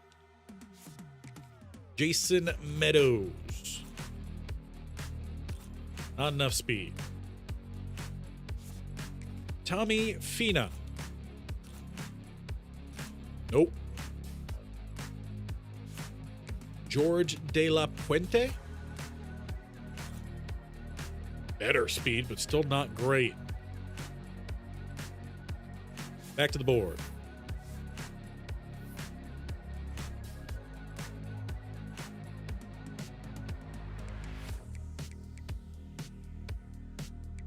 Really could use with a Madden showing up. We could put 6 more on the board here. Popek, I know we did check out. I'm pretty sure we checked out all of the vertical threats. He just didn't look that crazy. I don't feel like we really separate much from what we already have. Your blocker, thank you for showing me right out the bat. Appreciate that. Wade Carney, physical route runner with 72 speed, no thank you. Kevin King, good name, decent speed, has some blocking ability, and we are out of hours. We'll have to push that on to the next week, but King does look maybe promising there, at least with a short route running. We'll come back to the tight ends in the final week of recruiting. Tell us something good here. Don't push it till the end. Talking to you high school kids. And we do not get the high school kid. We get the transfer tackle in Stashelski, which means I'm going to have to learn how to pronounce his name, because now he's going to be part of the team. We also land Kaminsky. There we go. He was on visit this week, so he just didn't want to leave. And the high school kids do push it to the final week. Guess they are waiting for a NIL package to be delivered. I doubt Kent State has very many donors. Though maybe at this point of the development, maybe they do. As it stands right now, brand exposure would be essentially the NIL. We got a B+. So we're moving up in the world. National championship games played, 1. Playoff games played, 8. We've won 5 of those. Games of the week, we've had 2. National TV games played, 63, and streaming games played, 7. We won all of our streaming games. That's good to know. We do still struggle with stadium atmosphere. And that's because a lot of things that happened beforehand. A low home winning percentage, though we greatly increased that. Home attendance percentage, again, we've increased that a lot. But even then, we still only have about 18,000. Really wish there was a way to upgrade the stadium within Dynasty. That would be great. Campus lifestyle. Nothing we could really do to improve that. Academics can improve, and athletics facilities can improve with team prestige. So why it's still a D- despite us being a 4.5-star program, I'm not sure. But either way, we have seen a lot of things improve. And before we get to the final day of signings, we are currently sitting at the 25th recruiting class, which has us as even still outside the top 10 or top 5 for the Big Ten. Trojans have the number 1 class. Nebraska's up there. We'll see what this final week can do for us as we look to land 2 more 5-stars. A 4-star receiver, 4-star corner, though Ole Miss back in the game here for Bakiela. No other offers for the other guys right now. We still haven't quite passed Texas, but we should after this week. Did we ever get him to a hard sell? No, we did not. That might just help us out. We should end up getting him anyway because of the offer situation, but we've got points. Or hours. Ooh, Iowa now trying to come in here for Lane. No, thank you. Trying to rebuild or almost entirely reconstruct the receiving room. So how about you don't, Hawkeyes? You don't like to pass the ball anyway.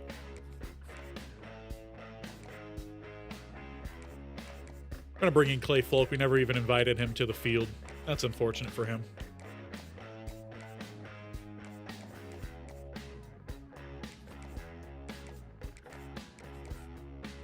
And for Babcock, yeah, looks like we're out here on Babcock.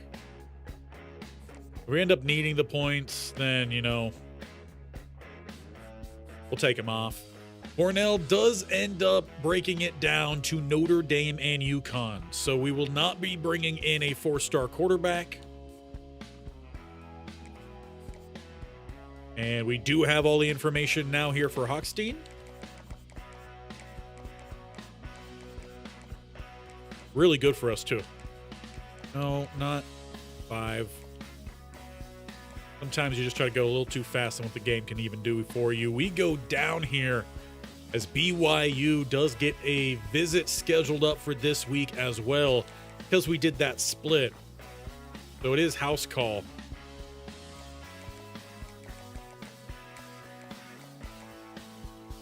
We'll switch that over, see if that helps swing things, but it looks like BYU has swept in here, swept in here for Dwemefor. Now, obviously, we wouldn't be able to have both these guys out on the field at all times, so we'll check back to see what's available with edge rushers. We also have that freshman we're trying to land, high school guy. We are also locked out now for Eli Pringle, despite our playing time only getting better between releasing the quarterback and nothing else changing. That's just confusing. I'm going to leave it there. At least the offer in place. Maybe he still ends up deciding to come here.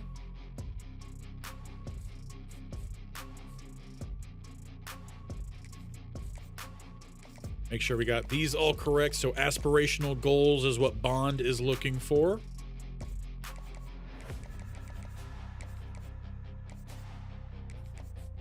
And we do move into first place for him there as well. Hatchet, only one going after him. Continue to just send the house. Duggar, another close race here with Notre Dame. And I'm not going to risk a double soft sell here, or gambling on a hard sell even. Conference Prestige, we know he likes. We'll plug in that one. That's all we know that he likes. Hewitt Die. He was the one that I think could be a starter this year, right? With that robber, yeah. Now, it is complimentary because he's a free safety. You won't be playing free safety, but don't tell him that. Leave that as it is. Penn State still getting a good push here for Levine. Now, that one would be complimentary, but also counterintuitive to Adai, who's the one we're focused more on. So we're not going to look to do anything there. Most likely, we do not bring in Levine. But probably bring in Barno. Probably bring in Yee. No big push on these tight ends here either, so we'll do some scouting. Hands aren't anything special. Acceleration really isn't anything special. Better speed, good catching, acceleration's better. Matt Flaherty. Get you on the board. No offers for him too, so that's good news for us. We'll check on Tony Arias. No, thank you. So that's basically all the tight end work we're going to do. Do think we do need to check on some more edge rusher. We have brought in one in Ezekiel Iyebuniwe. I think is how that one was pronounced. And we're hoping to also bring in Oscar Colombo. But just in case, check on the portal here. We won't search. Just show us all edge.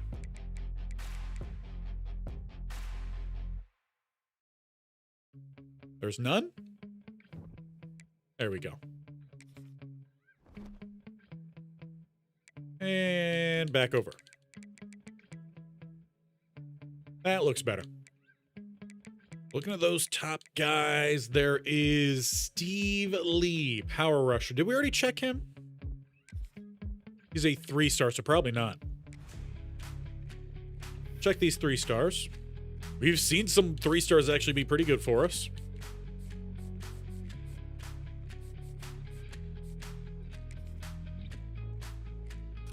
Good strength here for Steve Lee. Bronze grit breaker. It's not bad. But outside the strength and speed combo, I mean, the actual moves themselves is anything crazy.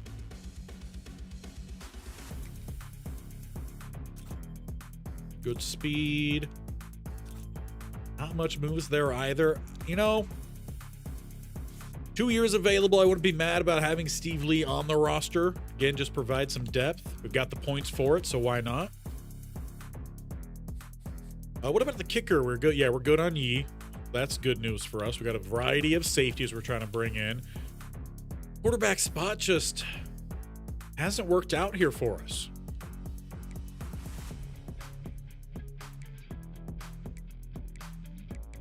USC brings in a couple different quarterbacks.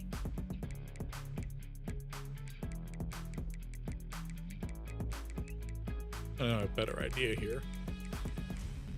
Search by offers.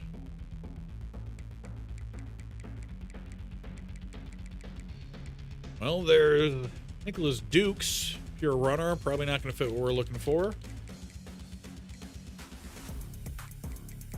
Yeah, there's not much good here in the quarterback class, at least that we're interested in coming here, which is why we need to see that improvement. So I know there was several people who wanted to see that room flipped, but no one wanted to come play here. Ricky Kalu. I feel like we recruited him last year. He didn't want to come play for us last year, and he didn't want to come play for us this year either. We went after the second best possible quarterback and just didn't work out for the second straight year. Then in that instance, top guys remaining. Still trying to bring in Hochstein. Did bring in the tackle. Don't think we need any more offensive line help.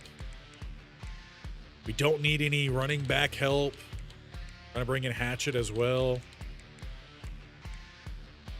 I don't believe we found a receiver that we really liked. Is there anyone late on here we will look to add?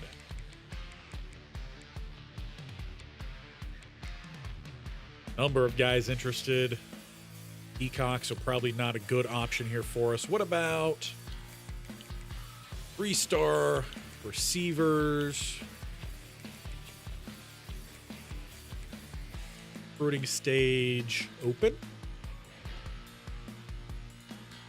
Some options here. They're not going to be, you know, high rated guys. Though Tevin Eagles, he actually did do a good amount at Temple. He would be a sophomore. He played as a true freshman. A lot of work here for Marquise Pippins from Arizona. Now he would be a senior. Elusive route runner in Taj Stewart. Dakota Saxton. That name also sounds familiar. To Cincinnati. Speedster and Dennis Selleck. Let's check out these receivers. See if any of them stand out. Because again, we don't have a starter to carry over from next year. So we're opening things up here. Good short. Speed isn't anything crazy. Good medium. I mean, overall, a good route runner. As a Z, wouldn't end up being bad. It doesn't have that top end speed. What does his recruiting board look like? No offers for him. Put in a little initial interest as we check out these other guys. 86 speed, though. I'm going to cut it off there. Got to at least have the 87. And even that's a stretch. 84, bye-bye. Now, one thing we could actually do is look at some big body receivers and maybe see if we could switch them to tight end if they're like a senior. But Dakota Saxton, he actually looks really intriguing. A lot of speed there. He's got some decent short medium route running. The hands are just a little questionable. We'll come back to him. Dennis Selleck. Cut you off with that speed. The hands also aren't really that different than Eagles.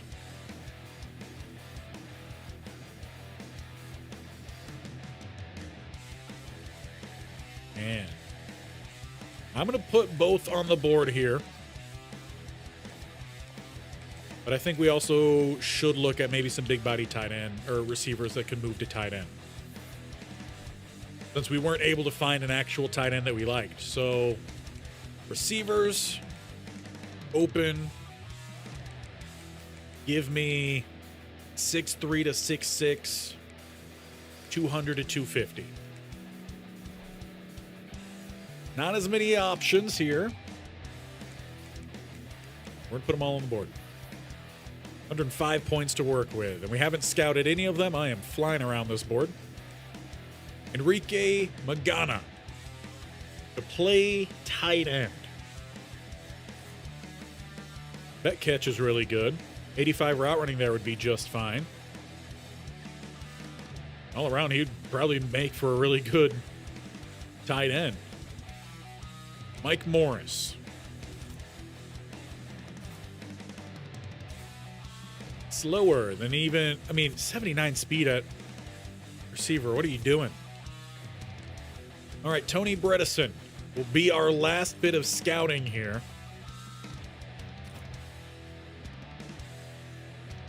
And already I'm going to pull off of this one. We're going to go manga here. 25. Yeah, we don't really have all the points available. So it's going to be a little bit of an awkward bit here. We'll see if we could get Enrique to jump on over as the only one with an offer. Would probably end up being a late edition. And with 5 extra points, we will upgrade the free safety. And that is it, all done and dusted here. It's time to find out who's going to join. We have quite a full board. And we could potentially see everyone on this board join in the new 33 amount of people. Again, we currently hold a top 25 class, right at 25, as we head into National Signing Day. Looking for good news on those 5 stars.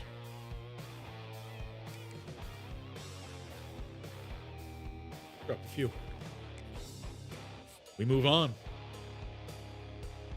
as we approach the 2-hour mark.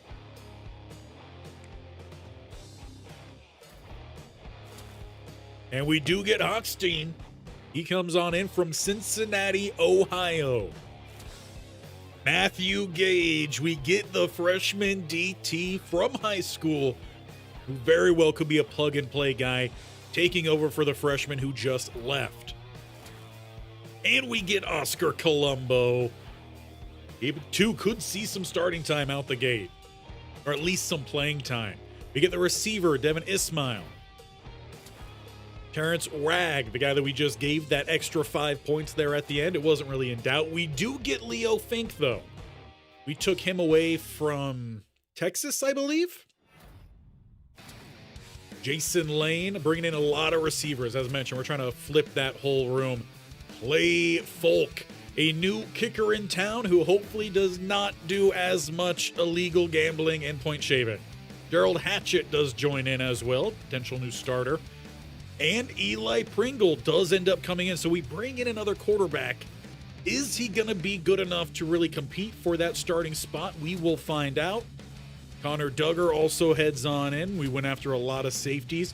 Robert Bond does come in as well. So we land both the linebackers, Jesus, and Hewitt Dye, potential new starter at safety for us this year. Nick Barno also joins. I feel like we got most guys. Also bring in Celeste Yee, so now kicking competition, though, he probably will get the start. Matt Flaherty, the tight end we went after there late, does come in.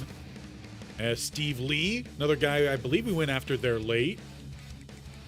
So we just didn't get Levine, and actually a lot of these other guys there at the bottom did end up making decisions elsewhere.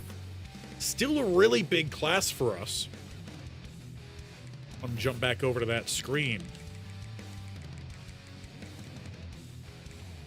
So we do miss out on Bakiela, do miss out on Dwumafore, do miss out on Eagles, and the receiver we were looking to potentially move to tight end. That is okay.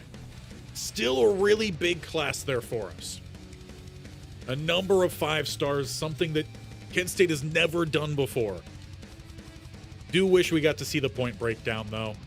But after a week 4 visit, we got our week 13 visit. Ole Miss somehow still comes back for Bakiela. Honestly, I'm okay with it. He was a work in progress. They also take Babcock from us. I feel like we need to play Ole Miss. Contested specialist. Very similar to a lot of other guys we were looking at. Dwumafore does indeed end up going to BYU, and we didn't even finish in second. Okay. Really went down there at the end. Do finish in second, at least for Levine. Eagles chooses, but very well could still be coming to Kent State as a late spring addition, actually on scholarship. So we'll keep an eye there on Tevin Eagles, see if he joins. Again, I just don't think he would get that offseason boost. Dakota Saxton will not be coming to Kent State at any point. And will not either be coming is Magana. But overall, not too bad of a class. We go from 25 up to number 2. So that is one of the 2 top 5 classes we need to unlock Master Recruiter. That's big. UCLA, though, does edge us out, but we get more 5 stars than them. They just loaded up massively on 4 stars. 1 3-star for them. Not too bad. And that means that we should be finishing in second as well in the Big Ten. Kent State is here to play. I don't think there's anything else there we needed to check. No. That is a good bit of off-season recruiting. Position changes now. Need to shape around this roster a little bit. Check out the new quarterback as well. Pringle comes in smack dab with everybody else. He, however, is a faster quarterback.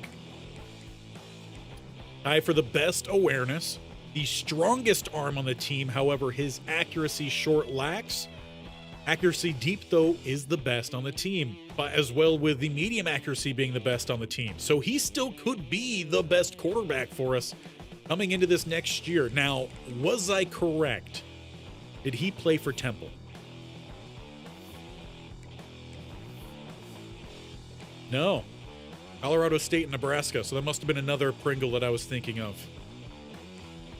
He's had some turnover problems in the past. Cleaned it up a little bit last year. Now he's got an opportunity on a national championship showing team. Does he take the next steps to become the team's actual starting quarterback? We will find out here shortly. No changes at the running back spot. Everyone sticks around. I would love to see Bruce Scales take a jump here. Only normal dev, but does have that gold safety valve. There's a lot of room of improvement for him.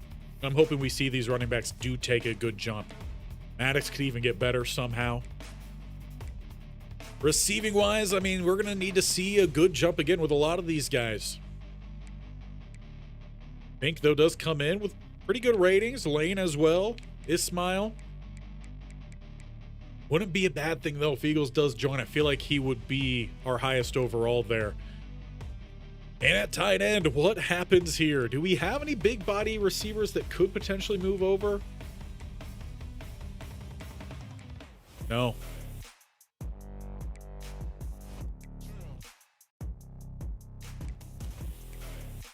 Might need to balance things up here at left guard. As we even have a pass protector on this roster. I normally don't go after them. Keelan Kalu. What do we got at left guard? Junior. We have 3 centers. Okay, we need to move around some people at the tackle spot, that's for sure. I think I like the agiles put in at the guard spots. So Jewel, look to move you to a guard spot. Slot you in over at left.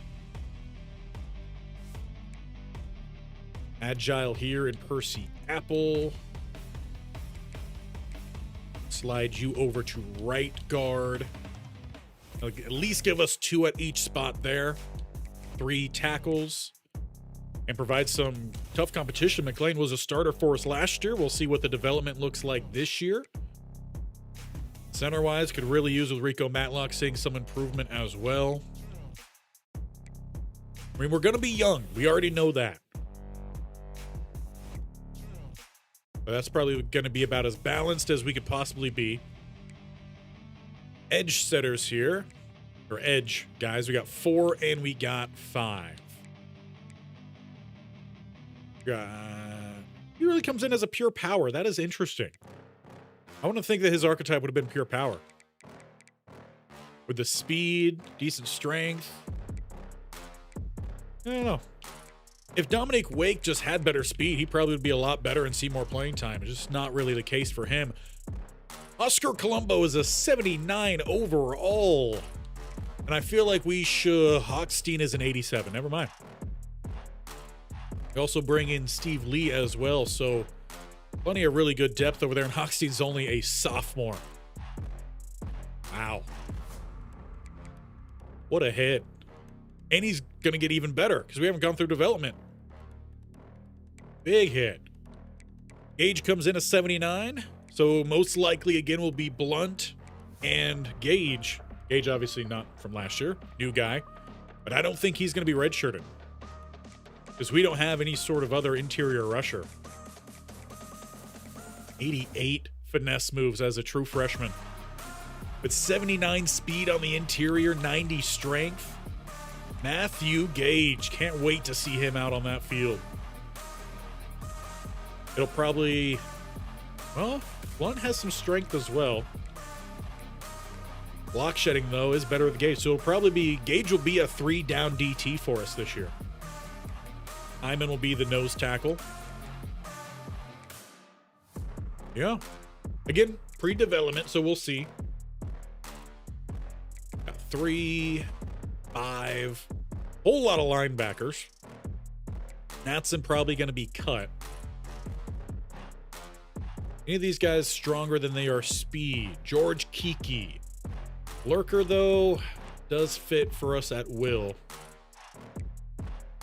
Kaminsky, what do you look like as a Mike? That's where I wanted you to play anyway, as a signal caller.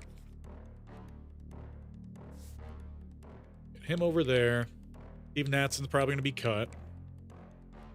Riggins, you're also more of that Mike type, though I might have also just recruited a lot of signal callers. Omar is also signal caller. And no, switching these guys from different linebacking positions does not affect any sort of caps or hits to their awareness or play rec, as that is considered one play group. So linebackers, defensive line, DBs, those are all one group. No negative effects, as long as you switch them inside those. So like corners and safeties, no problem. Defensive ends to DT, doesn't matter. So that gives us lurkers here at will. A lot linebackers. Did I move Komar over here to Mike? No, because he's a senior. Move him over to Will. He'll actually go up one overall, which is good for him. D'Angelo Jones. Good name. He's also a Will.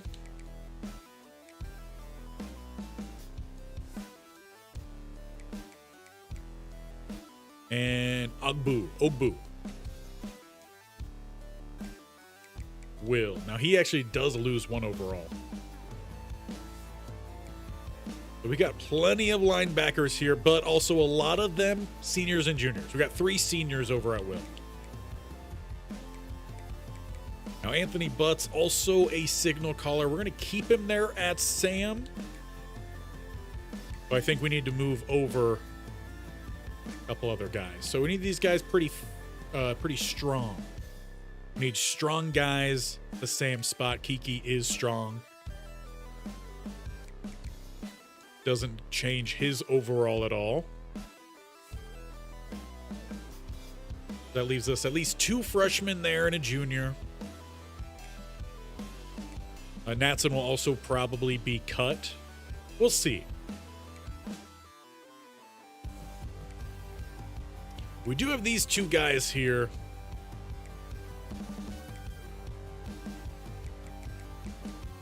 Who would be better?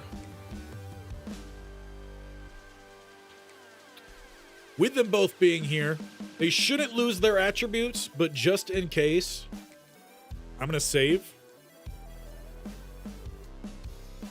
And barring any sort of craziness of switching them, taking that away, we could just reload that save.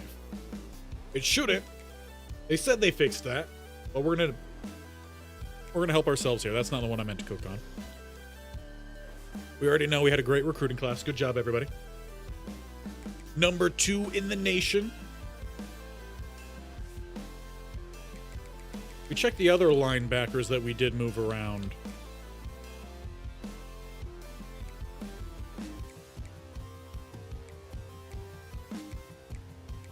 I don't see any other abilities there.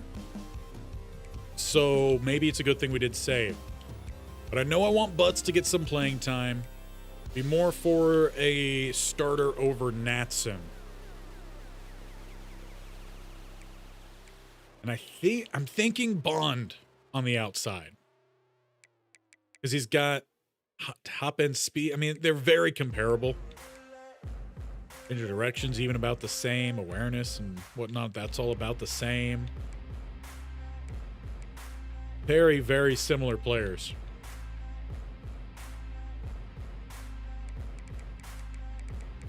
I'm thinking Bond. Now we're going to move him. We're going to double check to make sure his abilities didn't disappear.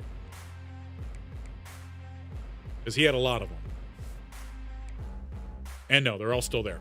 But I think that's going to be the best setup for us. Get our best linebackers out on that field. Anthony Butts, though, he's going to need to see a big jump because we brought in some linebackers with some serious talent. And then cornerback, again, we got a lot of bodies here. This is probably another position group that's going to get cut down when we get to that portion. The juniors are probably going to get cut if they're not in a starting spot. And then safety-wise, a lot of safeties here.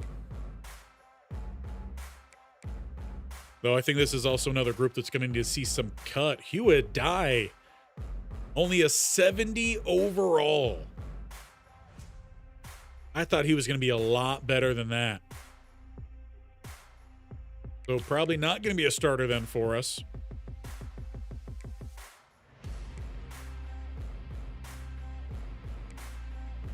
I think I'm going to move Zyman to strong.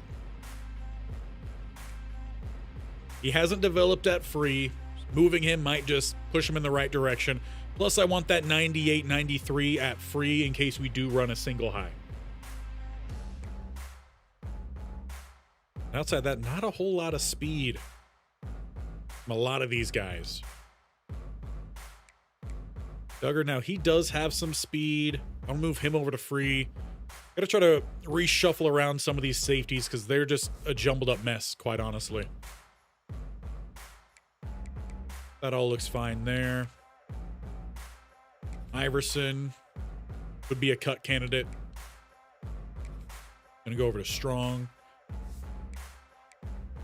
Basically, anyone who's like 87 speed and less is going over to Strong.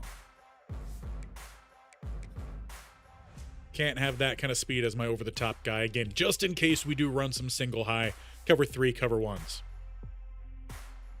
That does help out a die a little bit, bumps him up, but right now this looks like Nick Barno's job to lose. He's just going to need to see some development to that coverage. Star Dev. No abilities for him, but that pass coverage can see some improvement. His quickness could even get better.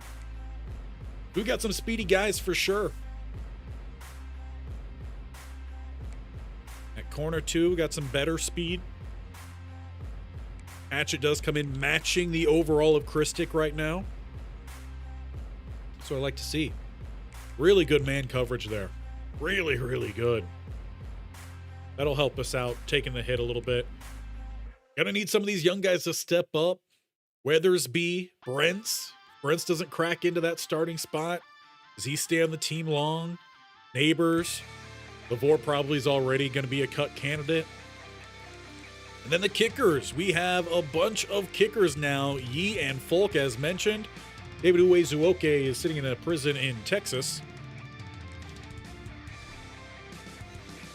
It's time to move on to the next spot here. We moved everyone around. Did we have any athletes before we go anywhere?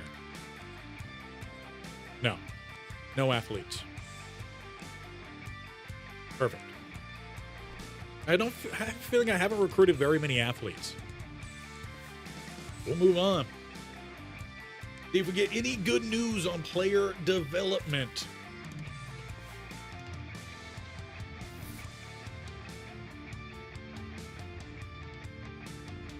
Hyman on the transfer risk at least, but no color grade there, so maybe he's fine. And we got some upgrades. Zyman gets the upgrade. I told you, switching him to Strong would finally give him that little nudge he needed. He gets the dev boost, and we get another one for Eagles. So we do land Eagles. That is big, I'm assuming, for our receiver room, as it is a complete unknown outside of theory. We've seen a little bit of Lake, but it hasn't been good. And that's it. So 2 upgrades. Training results and your starting quarterback. We will hopefully find out soon, as we have now 4 90-plus overall players, one of which is a sophomore. DJ Hochstein is going to be a guy to keep your eye on this year. Hatchet, new addition. Nate Maddox does get a boost. Does not hit the 99 speed, though. And the tackle we brought in comes in as our highest overall, 92.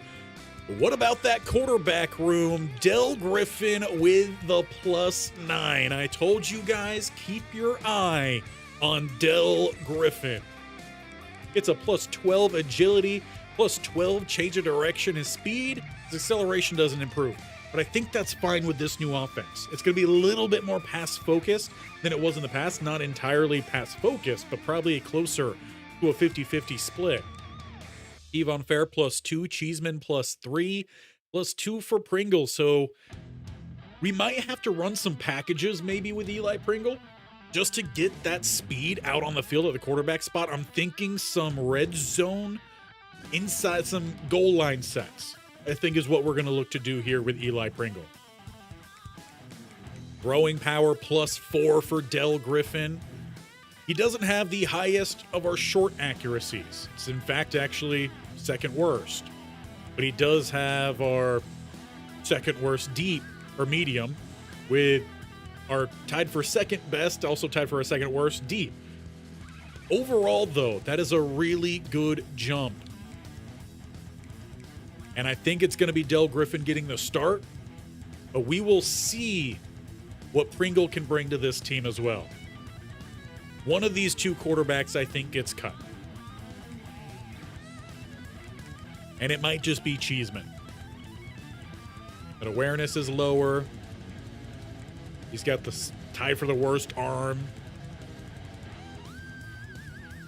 That deep is really bad. Doesn't fit the direction this offense is going. Well, he does have a really good combo for medium and short. I think Cheeseman will be cut. +5 for Del Griffin on throw on the run. Throw under pressure, +4. Break sack is our highest, +12 for him there. Play action, +7. +7 for carrying, +7 for ball carrier vision. +10 for juke move, 11 for spin, 11 for break tackle. Injury, though, is at an 87.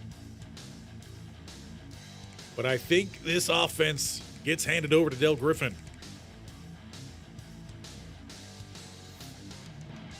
The elite dev. Saw a little bit of playing time, played in 3 games last year. Uncapped power, uncapped IQ, uncapped quickness, and health. However, does not have any abilities.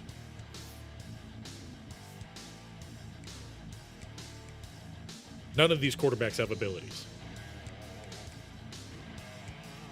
Running back wise, nice +2 there for Naylor. Nothing flashy, but he'll see more of a traditional role in the offense as it moves slightly away from the older looking triple options. Still will be involved. Don't get me wrong there. Scales does get a nice plus. Honestly, someone like Marcus Allen and even Morgan Harbor could be cut this year because they just don't match the future of the offense. And then we need to focus on bringing in running backs this next year. I would love to cut the walk-ons, Sean Lamb, but you can't. Nothing crazy with the boosts here either. Blake continues to fall further and further down. So getting Eagles could be really big. Unfortunately, we do not get any upgrades for him. We'll see where he's at. Big +10 for Derek Rasmussen. Comes in now as tied for the highest overall amongst 3 different players as Lupke again just doesn't do anything. The acceleration for him, though, is good. Change of direction, also really good. Not the best on the team. Flaherty's there, but he's going to need, I think, a red shirt year. Strength isn't too bad. Awareness is the best on the team. Hands are medium, just mediocre. Best hands, I'd say, probably end up going to Ezekiel Shelley. In terms of route running, it is Lupke. So as the senior, he'll finally get that opportunity. He's also our best run blocker. And then we need to find a really good tight end for the future this year as well. Unless Rasmussen wants to keep getting these +10s. He is an impact dev. But he's pretty capped out in a lot of key ratings. So he's probably not going to get that +10. Offensive line, 2 possibility to start at left tackle with the +6 from Keelan Kalu. Moving over from the...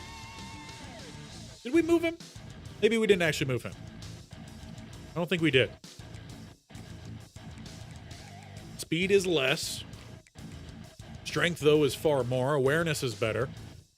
Pass blocking across the board is pretty much better. Outside the finesse, very similar.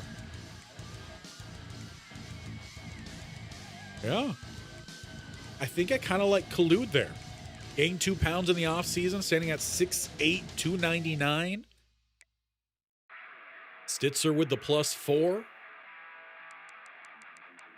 Now, he's raw strength. That doesn't really fit the offense, whereas his finesse is quite a bit down.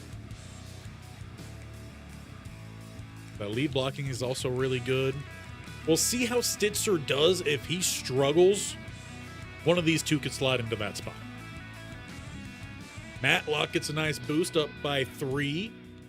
That's good news for us. Back up behind Okoye last year.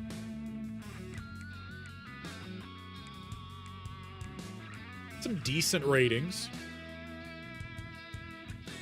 Honestly, what we could do, Stitzer could slide down to center. Browning could slide down to guard. That'd probably give us the best line across the board there. McLean does see some improvements, but really no overall boost. So he'll maybe be battling it out between he and Steven Jewell. And who gets the start there? And at the other tackle spot, Staklinski. I didn't say that anywhere right. Let's actually Google that real quick. Let's get it right one time on stream. Or for those watching after. I already have Google pulled up. Not sure I was trying to pull it up. How to count her name.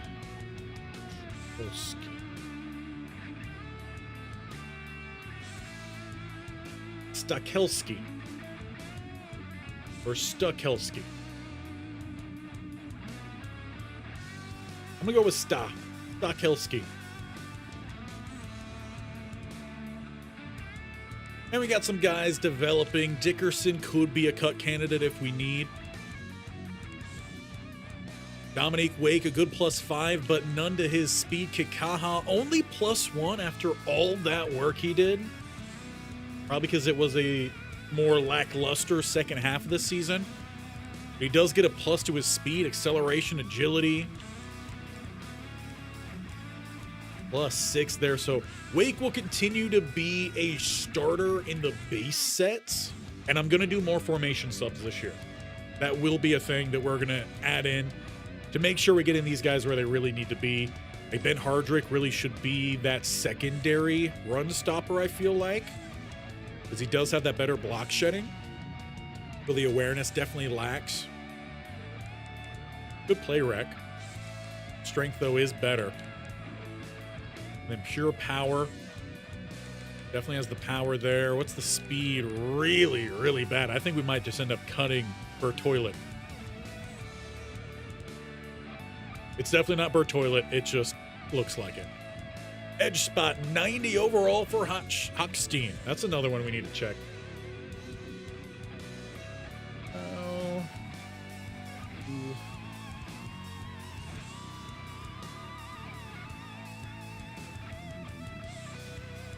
Hochstein. I was close. Hochstein. And then Lee gets a +6.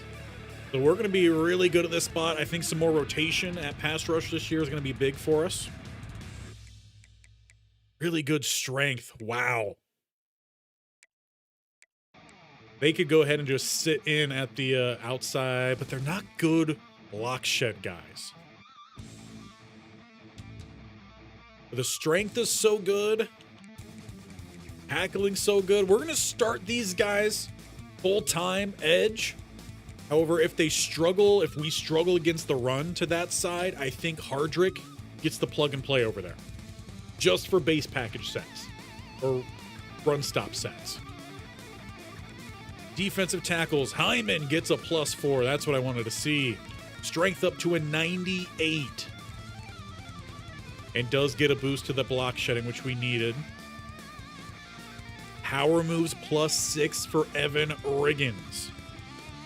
Now, he's trying to get himself into play for some of that interior pass rush. It's just that 61 speed is so low. Blunt doesn't do much in terms of development. Does get a +2 there, but a lot missing. And a good chunk there. Strength does get the +2, but his pass rush ability and run stop ability doesn't see improvement.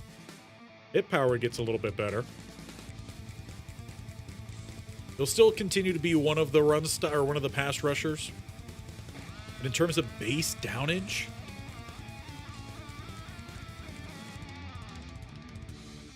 I still think we maybe go with Blunt. We'll check in on what the freshman is too. But overall, good jumps there. Anthony Butts gets the +3. Doesn't get any faster, a little bit stronger, a little bit better awareness, tackling there. Block shedding is pretty low for him.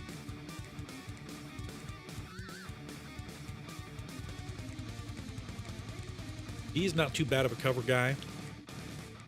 The Butts might be taking a little bit of a step back this year with the addition of Kaminsky, who gets the +1. He's up to an 86. Good +5, though, for Chubb, +4 for Riggins. That'll help us out down the future. A little bit pass rush boost for Kaminsky, some coverage boosts as well. We did give up a lot of passes over the middle last year, so the fact that Butts may not be out there might not be a bad thing. Matson, again, I still think he's a cut candidate. Speed increase for Bond, plus awareness and play rec. Good block shed. Best cover guy across the board. Not too shabby. Cornerback, +3 for Hatchet, 2 for Christic, +9, and out of nowhere comes Christian Neighbors. 87 speed, so we'd be playing more for that slot role. Good boost, though, to the awareness, the play rec. Really, really good coverage. Yeah, he's going to have to see the field. Can he tackle? Catch.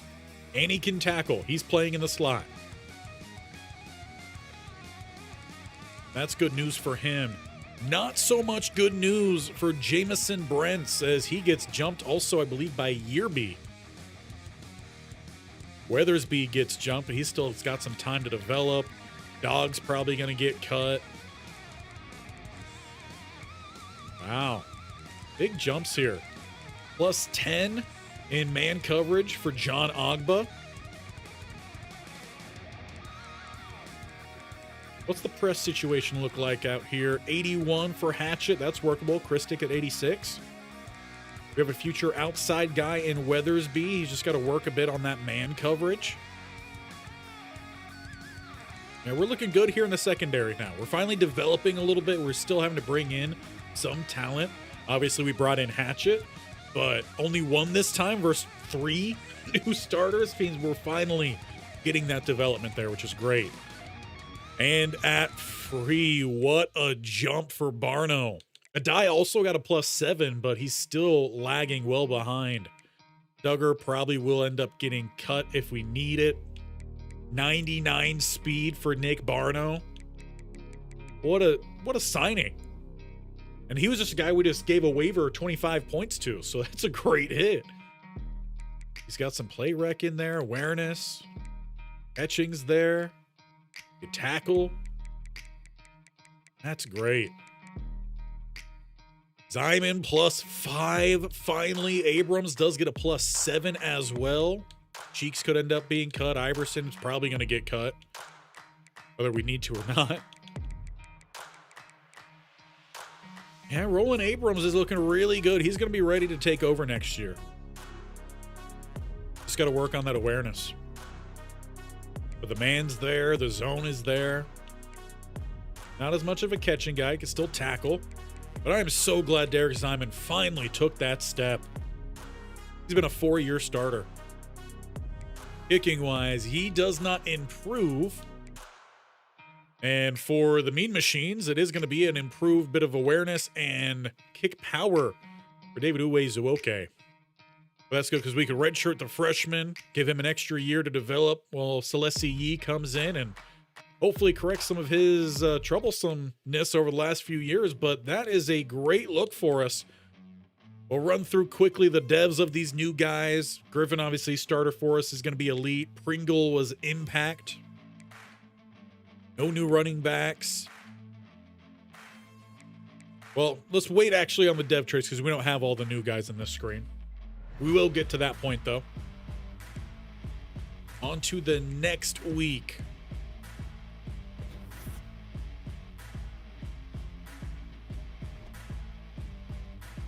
Custom conferences. Is it time to make some more changes? Big 12. That's not what I was looking for. Looking for Pac-12. Did we do it last year? We did move Stanford and Cal back last year. And they ended up going 7-6. Same as the Bears. And it was Fresno State that actually ended up winning that conference. Now, they don't have 12 people yet. How many are in the Mountain West? Not anyone I would necessarily want to pull from there. I'd like to start evening out these conferences a little bit more.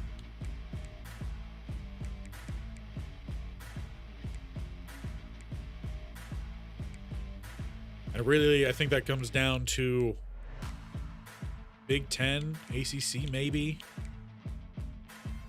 Problem is we've had some really good games with UCLA, USC. I don't want to send them back to the Pac-12 because those are kind of becoming more staples. Ohio State.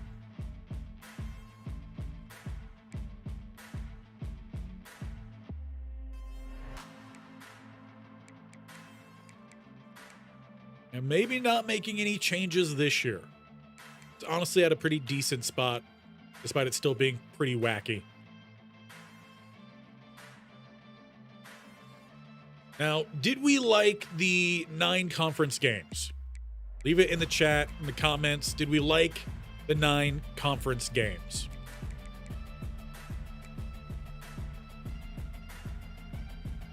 There's just less non-conference opponents, but then we do get to face more of our conference opponents.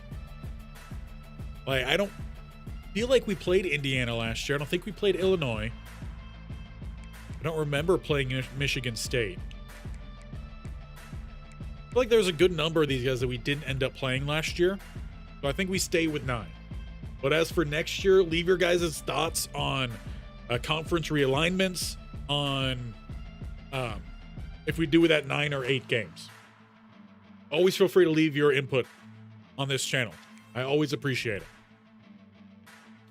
But encourage transfers. Talked about some cutting happening. And we do have to cut 7 players. First off, starting with the quarterback spot. No, just kidding. We're going to start with the guy that's in prison. David Uwezuoke. Leave forever. Those joining late, as a reminder, it was announced right at the start of the stream, David Uwezuoke was dismissed from the team and then right thereafter arrested for gambling, money laundering, and alleged point shaving.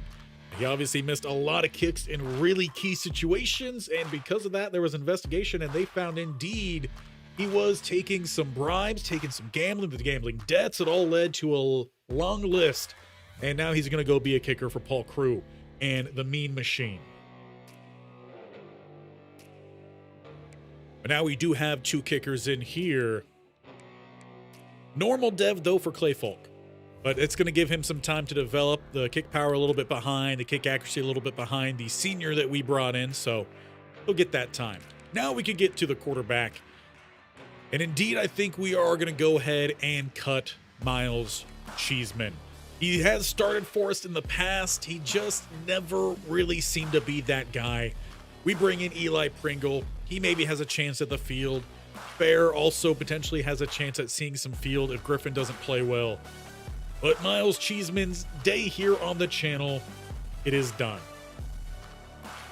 Running back wise, we already talked about releasing Marcus Allen and as well Harbor. They just don't fit the direction this offense is moving towards. We're going to be pretty light at the running back spot. Good news is we have some gadget receivers that I think could fill in. And speaking of receivers, Tevin Eagles does join. And he is a star dev as a sophomore, so he will see some development. He's got good speed, good acceleration, but this is definitely a raw receiving room in a year that we're trying to expand that receiving game. So we're going to see who ends up making the most of this opportunity. And while part of me would like to cut DeAndre Lake, we're going to keep him around, but he's going to be the bottom of our 5-deep receiver room. Because Fink, Lane, and Ismail will all be redshirted. Tight end wise, we're going to keep Lupke, no cuts there.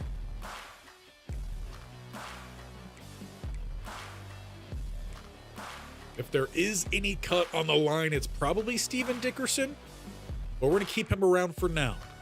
For Toilet is a release, that's for sure. For encouraged transfer, we're trying to be nice.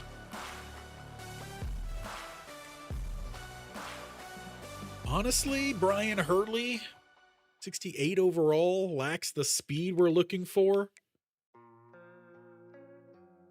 We're going to go ahead and make that move. Elijah Coxey very well could be out of here. In fact, bottom two of these guys very well could, but we will be having Coxey going ahead on out. Now, we do meet the 85. I still think there's some cuts we could make, but it's not something that is a necessity for us right now. So as it stands, that'll be how we move forward. So Natson does stay on the team. He just will not be a starter. And that's what happens when you cost us a chance at the national championship, as well as David Uwezuoke. But 85 is good enough. We'll move on to the next week here. I believe this is where we get to choose our schedule. At least what is open for us to choose. We'll go ahead and start leaving the schools you want to see us play right now. Leave it in the chat. As we do have the custom schedules, we will take a quick look at the recruiting board. I'm going to save most of this for behind the scenes kind of work, as it is going to be a depth search for us. But we will take a look first, before we get to that, at all players immediately interested in us as their top options. And there is quite a number of 4 stars that is interested. About 5 stars out the gate. Just overall interest, there are, again, a good number. We brought in 5 of these guys last year. An athlete here, agile, means offensive line, most likely. No 5-star quarterback, though, showing initial interest. There's definitely work we could do. Trey Griffin, who we look to potentially upend Griffin with Griffin. That's what we're going to look at here. Quick quarterback search. And we're going to look for the dual threats, because, again, their abilities just match more of what our offense is built upon. And there is an athlete 5-star quarterback. Andre North, 6'4", 233 from Pennsylvania, Pittsburgh, Pennsylvania. That is a pipeline. We will also check out Trey Griffin from Charlotte, North Carolina. We'll just look at some of these top guys out the gate. We're going to look at tight end too. Vertical threats. No 5-star tight ends. We'll look at the top guy on the board. We'll toss on Enrique Warrior, a guy interested in already coming here. And we'll toss on Drew Shields as well, because he is in a pipeline. All of those guys being 4 stars. Running backs. We're going to need at least 1 new running back. Focusing more on east-west playmakers. I still will keep an eye on elusive bruisers as well, but we were good there for a couple years with Naylor. Number 2 option here for Tawalia. That's a whole search on how to pronounce that name, but we're going to add him to the board. As well as a Nogbar, Brownlee, Wing, Browning, and Duggins. Or Duggins, I've heard it pronounced both ways. Psych reference. That's a lot of running backs to add, though. And receivers. Physical route runners. Anyone towards the top who is interested. Not a pipeline there for the 5-star. We got a lot of work to do here with these receivers. Make them anywhere interested. Despite us actually having a number of pretty good receivers throughout our time. I think Hawkins might have just been the best. And yeah, there is not a lot of options here. Elusive route runners I like for the Z's, physical route runners for the X's, and route artist for the slot. We do at least have a couple options here for route artists. Toss them on. Then what are the needs we're going to have this next year? The 1 quarterback will be graduating. A running back will be graduating. We got those spots. We got 1 offensive lineman graduating. We'll always look to bring an offensive lineman. Quick check text real quick.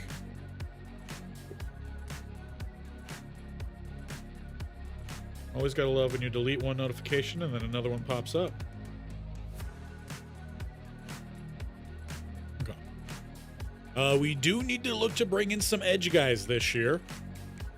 And we've got a lot of seniors, 4 of them at linebacker, so we do need to make sure we bring in probably a couple linebackers. Honestly, we're probably good at corner. We'll still check to see what's interested, and we'll continue to look at the safety spot. So edge, linebacker, safety. For these edge guys, I think I'm going to move away from the duality approach and just focus on speed and power. And there's a number of speed guys who do have interest out the gate, so we'll add them to the board. Again, a good number. Nope, not him. These guys, thank you. As these guys will just give us a better early start on recruiting, try to get guys in earlier rather than pushing so much of our class to the end like we did this year. Some linebackers, a mix of lurkers and signal callers is kind of what we're built upon. A 5-star, we'll add them.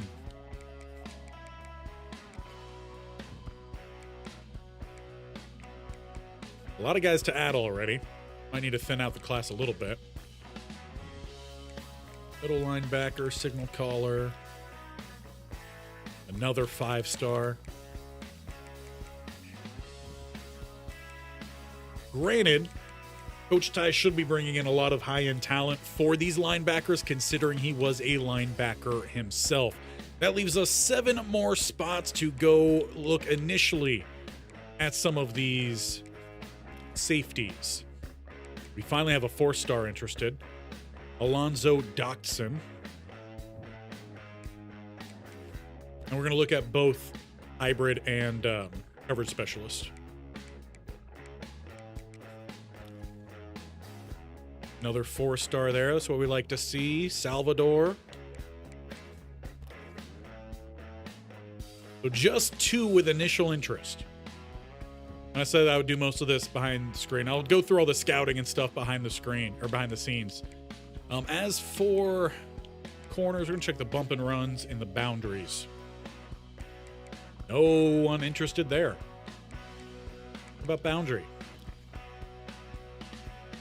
Do have some 4-stars over here in DeVoe and Horn. Again, it's not as big of a need for us, so it's fine if not as many are interested. I wouldn't be against field either. Definitely no zone. And we'll tack one on there in Mondo or Mondu. Mondois? No, I think it's Mondu. Or, Mondu. That's what we're going to rock with. Offensive lineman, we got 3 more spots available. 2 more spots. I know how to count.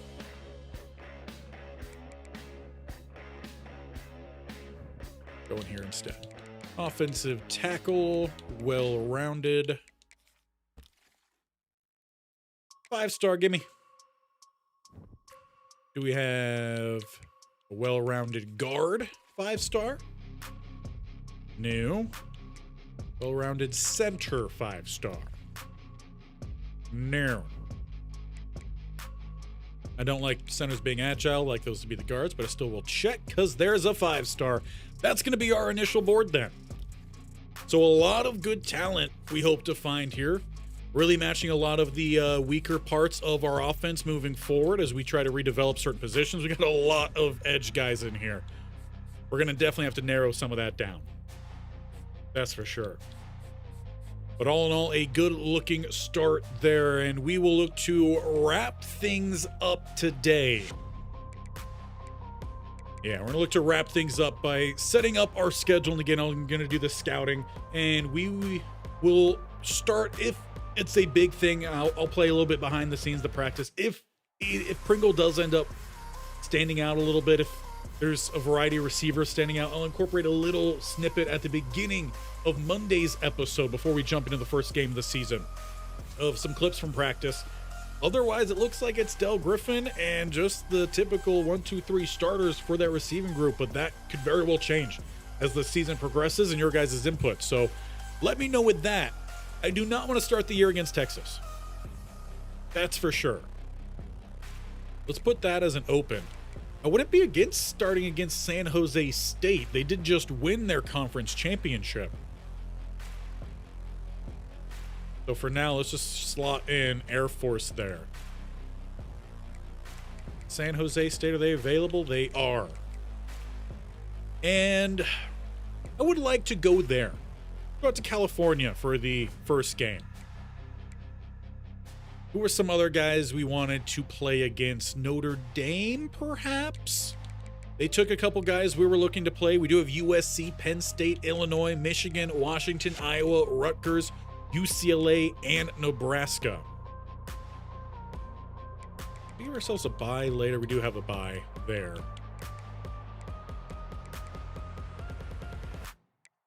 What do we have available this week?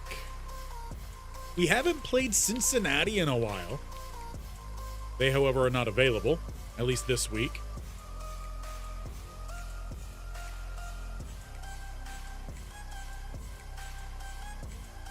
I would like a decent competition.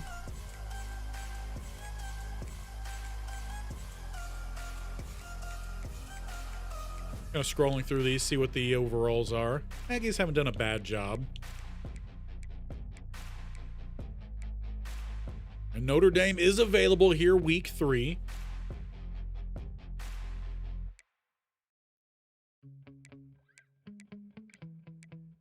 We haven't played North Carolina. I would like to play someone that we haven't played yet.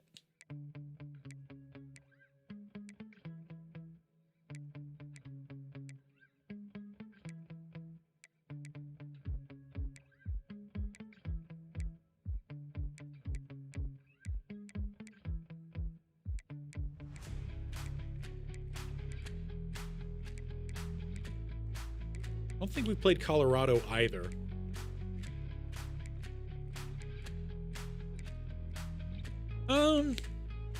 We might have actually played them when we were in the Big 12, so never mind on that. We played Boise State last year. We haven't played Boston College. I feel like we've played Arkansas. We might have played Arizona State.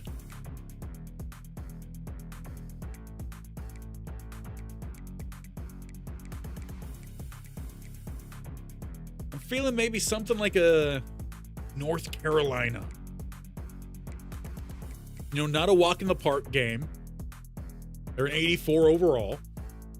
They're right now rated at 15. That wouldn't be a bad game to slot in there. And then maybe a lighter game after that stretch. Not doing the judicials, though.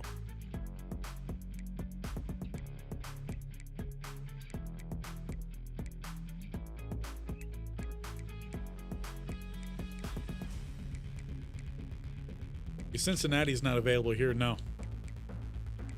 Probably should slot in one of our rivalry games, if that's possible.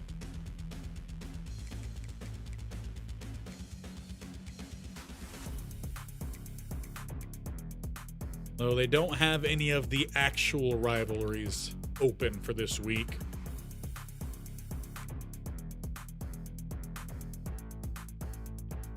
We go down and play in Hawaii. What about Sunbelt? Have we played anyone in the Sunbelt? Appalachian State? Prefer at least upper 60s and the low 70s.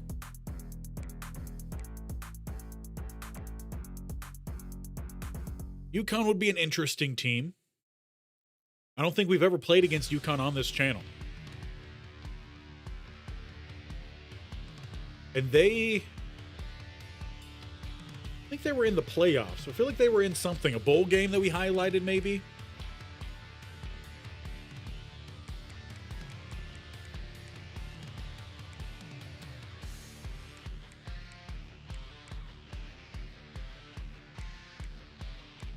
I'm feeling like UConn. I feel like that'll be a fun little mix there. Now, what are we looking at here? 1, 2, 3, 4, 5. So we got one too many home games. So do we want... I feel like we turn North Carolina into an away game. And in this stretch of 4 currently ranked games, that means we start and end with a home game, and we're on the road for the middle games. I think that makes a good bit of sense. A little bit of back and forth at the beginning. We push most of our home games to the second half of the season, which would help with recruiting. Mid to second half of the season. That looks pretty good. I think that's what we're going to rock with. So we're going to open on the road, going out and playing San Jose State, who just won their conference last year. So while it's not like a easy walk in the park, especially with a lot of new players and new offense, it's not going to be, just a complete walkover, but should be an easier opponent for us to try to manage. But last thing before we go, said that we would check out the dev of everybody, so we'll check on that real quick. Obviously, Griffin, elite, normal for fair. There are no new running backs, no upgrades across that board. Impact for the fullback if you cared. Eagles is up to a star. We did not get to see much about him until right now. So 6'1", 187, star dev with, I think that's just bronze for double dip, recoup, and sidestep. He's got good speed, really good acceleration and stamina. The hands are a work in progress. A lot of things can get better. Elusiveness can get a lot better. That's uncapped. IQ can get a lot better uncapped. Not awful. We had at least one guy who has some playing time here. It'll probably be Tevin Eagles as our Z receiver. Theory will be our slot receiver, and Sternberger might be our X. And then Willingham will be our second slot / gadget. The Sternberger does have the best hands on the team. He does have silver 50-50 too. 50 or 84 catch in traffic. Really good spec catch. Yeah, he's going to be our X. So Sternberger, X. Lake will be a backup X. Willingham and Theory will both be some slot receivers. Eagles will play on the outside, Z receiver. And honestly, Theory would probably have to be a backup for that Z as well. Tight end, Lupke's going to get the start there. I didn't talk about any of their dev traits. Star for Eagles, normal for Theory, star for Willingham, normal for Sternberger, as well as Lake and Fink, star for Lane, and star for Ismail. No new guys at tight end, but impact for Lupke, impact for Shelley, impact for Rasmussen, normal for Addison, and impact for Flaherty. Browning, impact. Kalu, elite, normal for Wilkins. Stitzer, impact, normal for Jewel. Matlock, star, impact for Chansey. Looking at the bottom right corner, by the way. Topkins, impact. Or Toppins, impact. Apple, elite, normal for McLean. Is that a true freshman? True freshman getting the start? We're here for. Right tackle. I already forgot. Stakelski? I think is what it was. Stakelski? It's going to be a work in progress. I'll get it down. Star dev there. Dickerson is impact, normal for Biggs. Dominique Wake, impact, normal for Kikaha. Star for Hardrick. Star for Colombo, who probably should see some playing time this year. Again, I already forgot. Hochstein, elite. Lee, elite. And Iyabuniwe, impact. Hyman, star for Riggins, normal for Blunt. Gage is a star as well. I do want to get him out on the field. Julius Christ, very, very close to Jesus Christ. Julius Christ, impact, or Chris? Probably Chris. Sam, Anthony Butts, impact, star for George Kiki, normal for Robert Gee. Kaminsky, normal. Star for Chubb. Impact for Riggins. Normal for Lane and normal for Lane. I already said that one. Bond, impact. Natson, impact. Normal for Yaboa. Normal for Jones as Komar. Ogbu, star. And shorter star. A lot of corners here. Hatchet, elite. Impact, Christic. Neighbors, impact. Star, Yearby. Star, Weathersby. Impact, Brents. Impact, Ogba. Normal, Lavore. Dog, impact. Impact for Canaday. Star for Aneni. And normal for Wilkins. Rounding down to the last handful. A little bit more than a handful. Barno, star, normal, Duggar, normal, Adai, normal, not, and normal for Raig. Zyman now up to an impact. He got the boost. Abrams, star, normal, Cheeks, normal, Ruben, normal, Iverson, normal, Watford. Yee, star, Folk, normal, Grubb, normal. That is our list. And this is the team we have running into year 7. A lot of new faces, a lot of new impact players. Let me know in the comments right now, who do you think is going to be the lead receiver for us this year? Once again, I'll pull it up so you get everyone. Is it going to be Eagles, Theory, Willingham, or Sternberger? Bonus for you if you think it's going to be Lake. Also, let me know, do you think Del Griffin remains the starter the whole year? Or does Pringle end up coming in on some handful of plays and outshining him? Do we get back-to-back Heismans with Nate Maddox? And then at the edge player spots, who's going to lead us in sacks? Kikaha, Colombo, Hochstein, or Lee? Down the middle, who's going to lead us in those sacks for inside rush? Is it going to be Blunt? Is it going to be Gage? Or do we have a breakout perhaps of Evan Riggins? Linebacker-wise, who leads us in tackles? Anthony Butts, Jake Kaminsky, or Robert Bond? And then in the secondary, who leads us in interceptions? Hatchet, Christic, Neighbors, Barno, or Zyman?